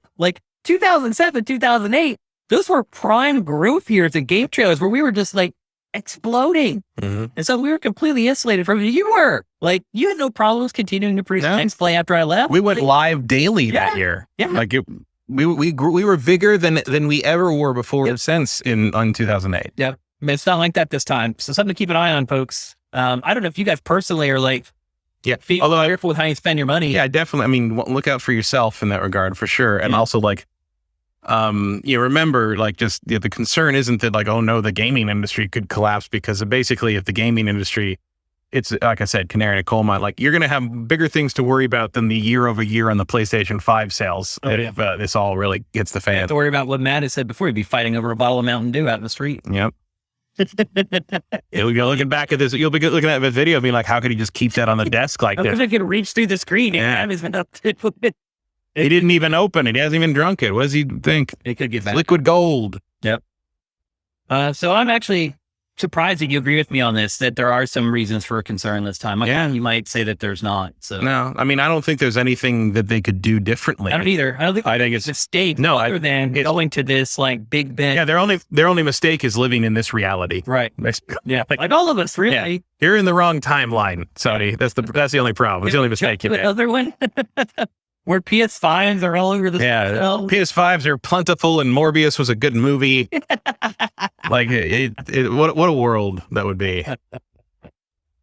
Sneaky says his COVID, I've been saving and saving just in case. Yeah. The problem is, it doesn't matter how much you save if money isn't worth anything anymore. That's a good point, actually. Veriton says I've cut off spending the last 2 years. Yeah, a lot of people have been that way. Got to. Yep, I hear you, and I hope all you guys have managed to stay employed and keep your jobs. And inflation hasn't really got better. The price of gas has slowly started to come down. At least that's one thing. Well, because the price of gas is completely out of line with inflation. That's just greed. It was greed. Yeah, the corporations are like, okay, we recorded our record quarter of profit. Yeah, and we watched our stock price climb. Yeah, if you own a petroleum company, you're doing fine. Yeah. If you own Shell, like you're not noticing any problem except like, wow, I can own a second boat. Yeah, third boat, fourth boat. Yeah. Yeah, that's the way it's been. All right. You can hear about all the rock star stuff if you have that many boats. That's true. Yeah. One boat per project. Yeah. No one's getting on the bully boat. No one wants to do that. Yep. Yeah, so that's it for GameFace 310. And we do not have a Name That Game this week because we have nothing to give away. We have no prizes. We ran out of all the game codes that we got. Prize inflation. Yeah, inflation's even affected our Name That Game. We can't do it. We don't have the money to buy prizes for you guys anymore. We are going to do some Q&A though, and we do have some extra time. Although it looks like we make 15 minutes downtime for 10. Yeah, we spent some time on the. Oh, by the way, did my mic? No, people are still complaining about it. They are still complaining about it. Yep. Because you guys didn't realize that while Matt was talking in Xenoblade Chronicles 3, I swapped the mic cord on the mic. So you can see, here's the one we were using. I thought maybe that a mic cable went bad. People who came in the chat late were still like, what's wrong with Shane's mic? What is going on? I don't know. That is weird.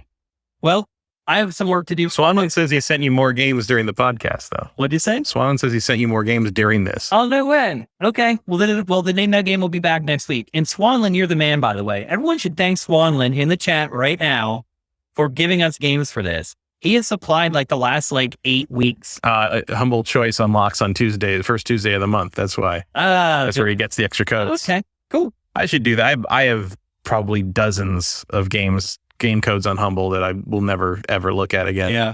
Well, if you're not going to use them, we can use them in that game. But we'll be back next week. So don't cry. Thanks, Swanland, for hooking it up.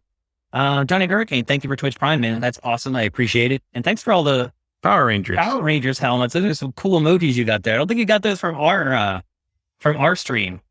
No, I think he got those from Teenagers with Attitude. What's that? That is what they say in the opening to Power Rangers. Find me Teenagers with Attitude. Right. I thought maybe it was a stream or something that he... I'm sure somewhere there's a Power Rangers fan stream called Teenagers with Attitude. I guarantee you. That is a really disappointed to hear that fixing that mic cable did not fix... Yeah, that's weird. ...problems. I have no idea what it is, so I'm going to have to work on it and try to figure it out before next week's show. But at least now I know I don't have to go through the whole episode and fix the mic because there's just no way to do that. Unfortunately, you just have to deal with the audio for this episode. I'm sorry, guys. Okay. So anyway, we're taking questions. Go add us to games in the chat so we can click it out from everyone talking about Name That Game. Everyone thanking Swanland for giving codes so we have something to give out for Name That Game. Here's one from Sneaky. Have you seen, I'm assuming Digital Foundry, talking about the price of the new PlayStation VR at €500? As a casual kind of gamer, that to me is batshit crazy. What are your thoughts? First of all, I'm not surprised. Yeah, that's about what we That's kind of what I thought. The PlayStation VR was $400. Yeah, and this is more, and even more elaborate. So. The inflation and the components. The controllers and everything. Yeah. That's kind of what I thought. But to your point, that's insane. Yeah, that's ridiculous. A lot of freaking money. Considering the lack of traction VR has right now. Yeah. I really think they may delay this thing for a year and a half or 2 years.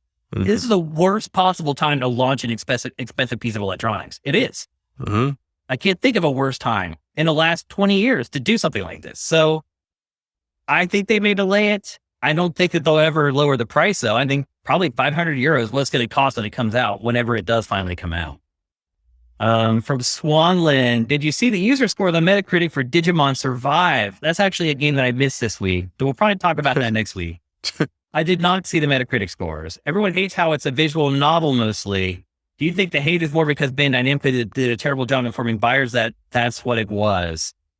Yeah. I mean, if the consumers were under an impression that it was going to be one thing and it turned out to be another, personally, I think it's a strategy RPG.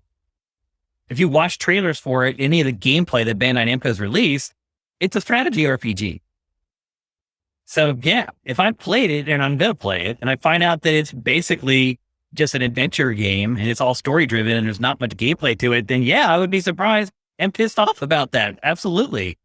And I would argue that they're right. There definitely was a bait and switch going on there. I never thought that it was a visual novel. It doesn't look like it based on any of the promotional media. So yeah, I think they have a case there. I would be pissed off too if I was really excited for that game and it turns out it wasn't what Bandai Namco sold it at. I haven't seen a lot of reviews for that either. I don't know why. It's not getting coverage. Don't even know what it is. So I know one thing, Bandai Namco. I know what Digimon is, but I didn't know there was controversy over it. people have been waiting a long time. It's been delayed. Like, right. It'd be easier if people just assume all games based on anime TV shows are going to be terrible and just be pleasantly surprised when they're not. Because as a Gundam fan, that's how I roll. Yeah. Or Transformers, it's kind of amazing to me that people thought any of that. I mean, maybe Digimon games are good. I don't know much about Digimon. Yeah, they're usually not that great. But they sold it as one thing, as it turns out, it's actually something else. So I can understand why people are angry at that. The other thing too is that Bandai Namco cleaned house on its PR department. They fired everybody, which is weird because they just had probably their most successful game in the history of their company. And then all of a sudden they're like, oh, we're going to fire the team that put that together? I don't know. Which game was that? The Dragon Ball thing? Wait, who published Elden Ring? He wasn't it? That was it? Who did publish Elden Ring, actually? I thought that was Warner Brothers involved in that. Was it W? I thought I saw that. I can't remember now. Yeah. I don't care who publishes those. If it's a From game. I don't know. Yeah. They cleaned house. So maybe it was both. Was it like a joint thing? I don't know. But they cleaned house, Bandai Namco did, and fired their PR people who I have literally known to have worked there for over 20 years. Yeah, they had a very unchanging PR. They fired everybody, Matt. Did you see that? No. All of them. They're all gone. I have no idea what they're thinking, but it could have affected them distributing review code of this game, and maybe why we're not seeing a lot of reviews and coverage of it. Because it did kind of slip under the radar, but we'll talk about it in next week's episode. One for Cinetype with Game Pass pushing subscriptions, and now Sony joining in. Also, mobile and games as a service, free-to-play monetization increasing. Do you think we'll see a race to the bottom situation in console and PC gaming? Basically, he's saying, is Game Pass going to kill game sales?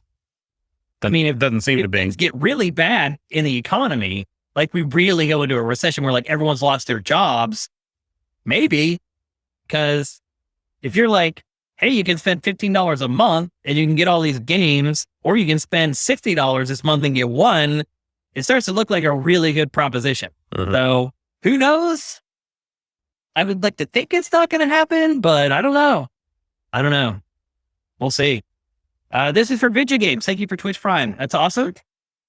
And a question from you as well. Matt, are you going to try the new Transformers VR game at Dave & Buster's? I don't even know what he's talking about there. It's like, I think it's a Bayverse thing. Probably not, because I don't care about the Michael Bay stuff. That's what I'm thinking of. And also, like, I'm still not at the point where I'm going to put someone else's VR headset on my face. Yeah, me either. You know? Like, I'd say you get monkeypox, kids. I'm surprised that they even are allowing that, honestly. Yeah. British Rocks, how surprised, disappointed would you be if the next Switch isn't 4K? I would be floored if the new Switch was 4K. There's not a chance in hell. No, it's definitely going to be 4K. I would bet my 401k. Oh, no. I'm saying not a chance in hell it will be 4K. The next Switch not 4K? No, it won't. No. I'm sure it'll be capable of it on a certain game, but like you're going to get 1440p out of that thing at best. You think? This is going to be a PS4. But the next Switch will be between a PS4 and a PS4 Pro. Really? Absolutely. I think it'll be 4K. Are you new? Idiotic to not move it to... It's Nintendo! Man, they've already ditched 3 generations of consoles. And they're going to do it again because they sell fine without it. It's going to be like a PS4 1.5 power-wise. Absolutely. Not a chance in hell. I would be... Well... There you go. We're split. I would be very surprised and disappointed. Well, don't be, because I'm telling you, it's going to be, you're going to be getting 2K if you're lucky out of this thing. Yeah. I'm sure it'll be capable of 4K, but you have to be playing like Tetris. Yeah. You know? Yeah. I don't know. I think it'll be 4K. Zabumafu with the crack bros. Why is Mario Ramis referred to as an XCOM like? Rogues games are considered roguelikes. I'm guessing there must have been similar to XCOM on PC that predate XCOM. Because the first one was like XCOM. Yeah, it's because XCOM has it's just presentationally it was very similar to the new versions of XCOM, where the way you move the character, the way you position, the way that all worked, was very similar to the presentational style of the new XCOM games. That's why. I mean, yeah, obviously turn-based strategy games have been around forever, but the Mario Rabbids game just took so many cues from how those XCOM enemy within an enemy unknown did stuff that it was a very fair comparison, I thought. Okay. From Very Gooster. The new one feels a lot more like Valkyria Chronicles and how you move around and fight. So we'll see what people call it. Yeah, that's a good point. Very Gooster. Could a 1983 style crash happen again? Probably not, because that crash was because of overproducing stuff and overestimating the potential size of the market. And a lack of interest. And a lack of in a way, and it was also partly because of the lack of quality of the games. Like, the problem right now is not quality of game. The problem is money. Yeah. The problem, no one's worried that God of War is going to be the next E.T. Mm-hmm. The problem is that can people afford a $70 game when they can't buy milk? Yeah. Those are two different problems. Yeah, but to me, it's like it was a flood of crappy games was a big part of it. There was a lack of a compelling reason to keep buying and playing, I feel, because the new consoles was kind of facing the lull of diminishing return stuff that we're seeing now, in all honesty.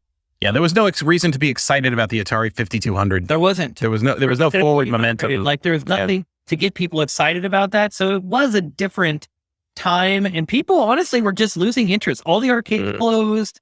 People just decided that they didn't want to play video games anymore, and it's way different now. The amount of people that play games now dwarfs the amount of people who played back then. Yeah, it's a standard hobby now, and it just isn't going away. Like, back then, like, you weren't, if you were around then, you remember, or old enough to remember, just the talk. I mean, every single time video games and arcade games were mentioned in the news or Entertainment Tonight or whatever you want to call, in the 80 to 83 range, like, it was always referred to as the video game fad. Right. As the thing that the crazy kids are doing, and nobody knows what this is. The fad's over. And it's over. It was kind of an expected thing. And part of that was because the people that, the kids, those of us who grew up with it, who saw an asteroids machine when we were 3 and was like, yep, that's what I'm going to do. Like that.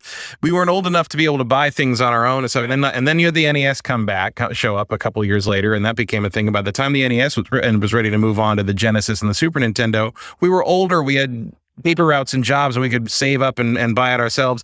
And what's the other thing people don't necessarily remember if you're younger is when the Genesis and the Super Nintendo came out, one of the big walls you'd run into with the parents was you already have one. Right. They didn't understand that the next generation, you already have a Nintendo.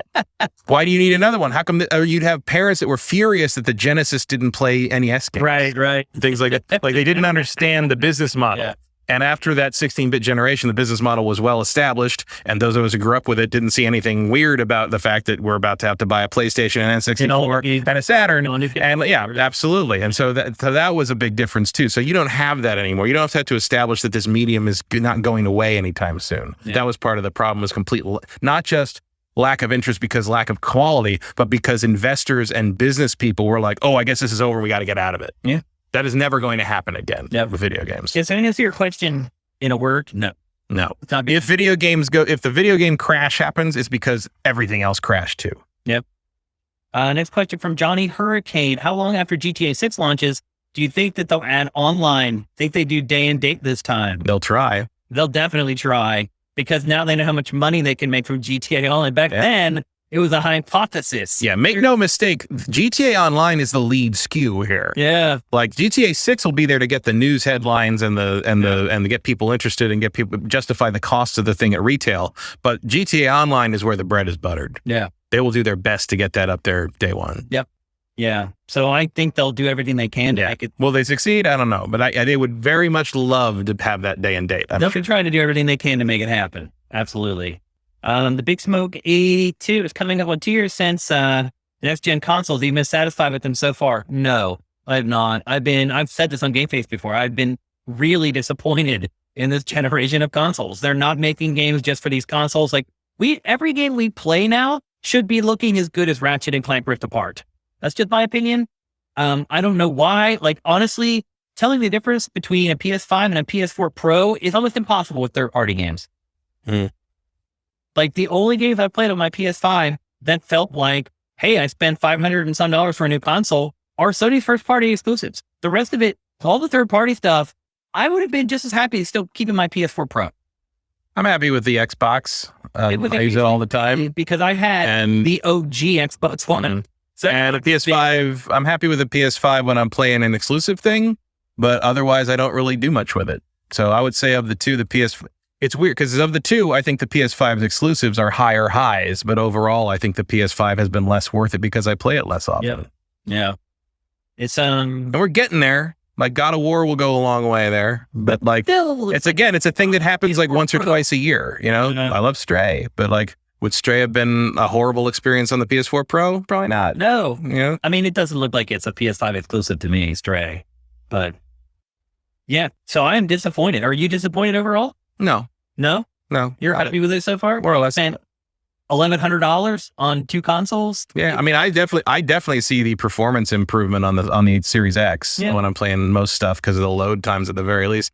And PS5, I mean, look, PS5, I just wish there was more stuff to play that was only on the PS5. Yeah, that's it. I'm not disappointed in the quality of the PS5 exclusives. I'm disappointed in the frequency of them. Okay.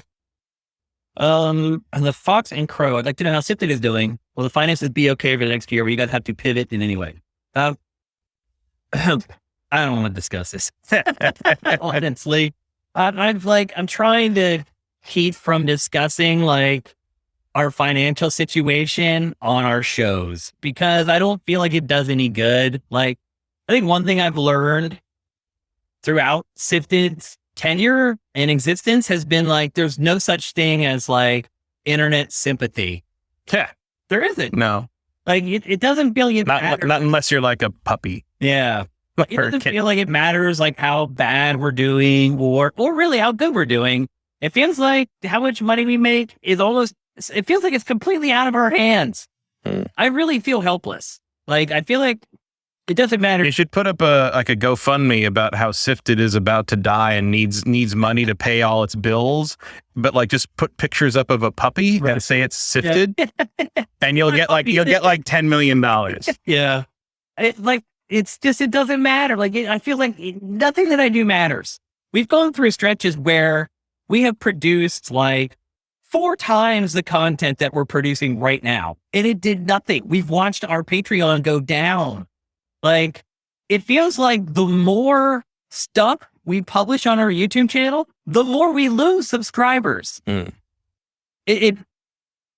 I don't even know how to put it into words, but what I'm getting at is like, I don't want to talk anymore about how Sifted is doing financially because it rubs some people the wrong way. And I don't want to rub anyone the wrong way, honestly. And I feel like we've done everything. Like, I don't know what to do anymore. That's the bottom line. And I don't feel like there's any reason to bring it up in public anymore. You can go to our Patreon and you can see where it is. Like, I don't need to tell you. So either you want to support us and you believe in what we're doing and you believe that what Matt and I provide with all our years of experience is something that other people can't provide, or you don't. People are saying get a mascot. I kind of like that.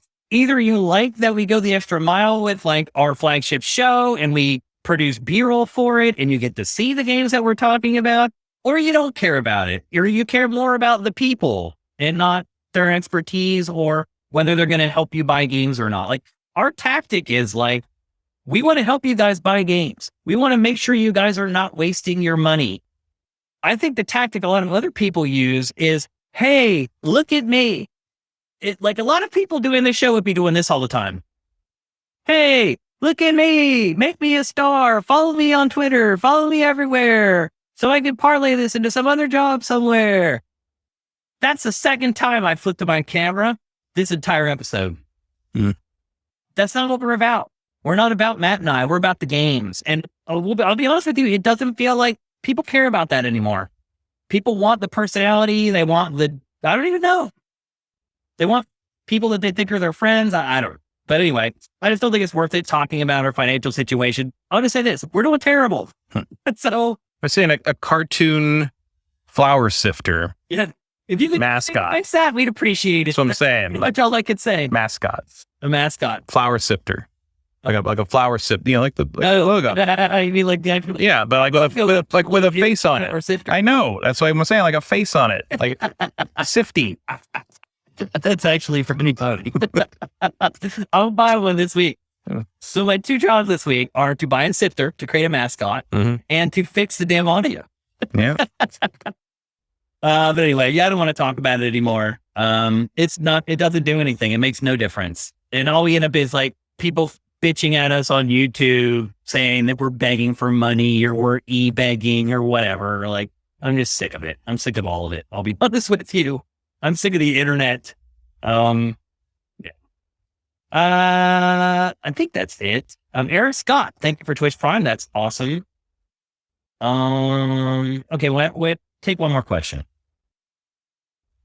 Sneaky, if you need money, I'm still interested in the Uncharted 2 dagger and Big Daddy. That Uncharted 2 dagger ain't cheap. I'm saving all that stuff until I retire. And give me a little nest egg. Help me live in the nursing home for an extra 2 months. By then, a nursing home is going to cost like $20,000 a month. It's kind of getting that way already. Yeah.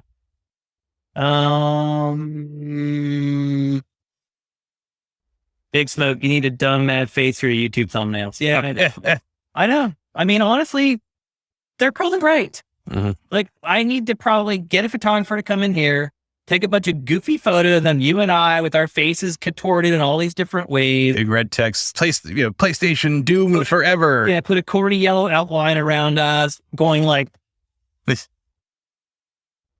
I know, I'm not doing it. I'm not doing it. Sorry. If that's what it takes, it's not worth it to me. It's just not. So, touche. But you know, some people are like, I hate the fake influencer gamers. But the fact of the matter is most people love them. They're the ones who have 5 million subscribers on their YouTube channels and blah, blah, blah. And they're rolling in money. They have a Ferrari and a 7-bedroom house and 5-car garage. It's insane. Okay, I think that's it. Well, I do want to apologize for the audio issues on this episode. I still have no clue what's going on. It's really bizarre. This is something like this has never happened before, but I will get to the bottom of it. And thanks for keeping us abreast of that, and at least giving us a chance to try to fix it on the fly. But hopefully we'll have it fixed for next week. I'll do everything I can to make that happen. If you're watching this show on YouTube or you're listening to it on any of the podcast services, and it's on all of them, it'd be great if you can help us in any way. You can head to patreon.com/sifted and give us a pledge. Even $1 makes a difference. And you just want to be like, hey, I'll give you $12 a year. That might help. It does help. Everything makes a difference for us. If you pledge $4 or more per month, you get all our content early. And if you don't have any money, you can still help us with Twitch Prime, which a lot of people do on our live streams. You hear us calling them out all the time during the streams. If you don't know what that is, you don't know how it works, and you're watching this on YouTube, the directions are down below in the description. They're very easy. As I've said the last few weeks, my mom can do it. She's 70-some years old. If she can figure it out, you can do it. You do have to re-up it every month, and that's kind of a pain in the butt. You only have to hook up your accounts once, and that only takes really like 2 minutes or whatever. And you can give us a free $2.50 a month if you're an Amazon Prime member. It's free. Amazon pays us. You just have to click that little button at twitch.tv/siftedgames, and that's it. That's all you got to do, and you can help us out, and it's completely free. And we'd appreciate it very much. If you want to find me on Twitter, I'm at Dinfire. You can follow Matt on Twitter at MKyle. And you can follow the site, Sifted, at Sifted Games. We'll be back next week, although I'm a little nervous, Matt, about what we're going to talk about next week. Looks like Digimon Survive's definitely on the docket. But it is slow, but we're doing our best to get good shows out to you guys, and I hope you're enjoying them. I know I'm still enjoying sitting here talking games with Matt. So we'll see you guys next Tuesday at twitch.tv/siftedgames at 1 p.m. Pacific, 4 p.m. Eastern. Until then, GameFace is up and out.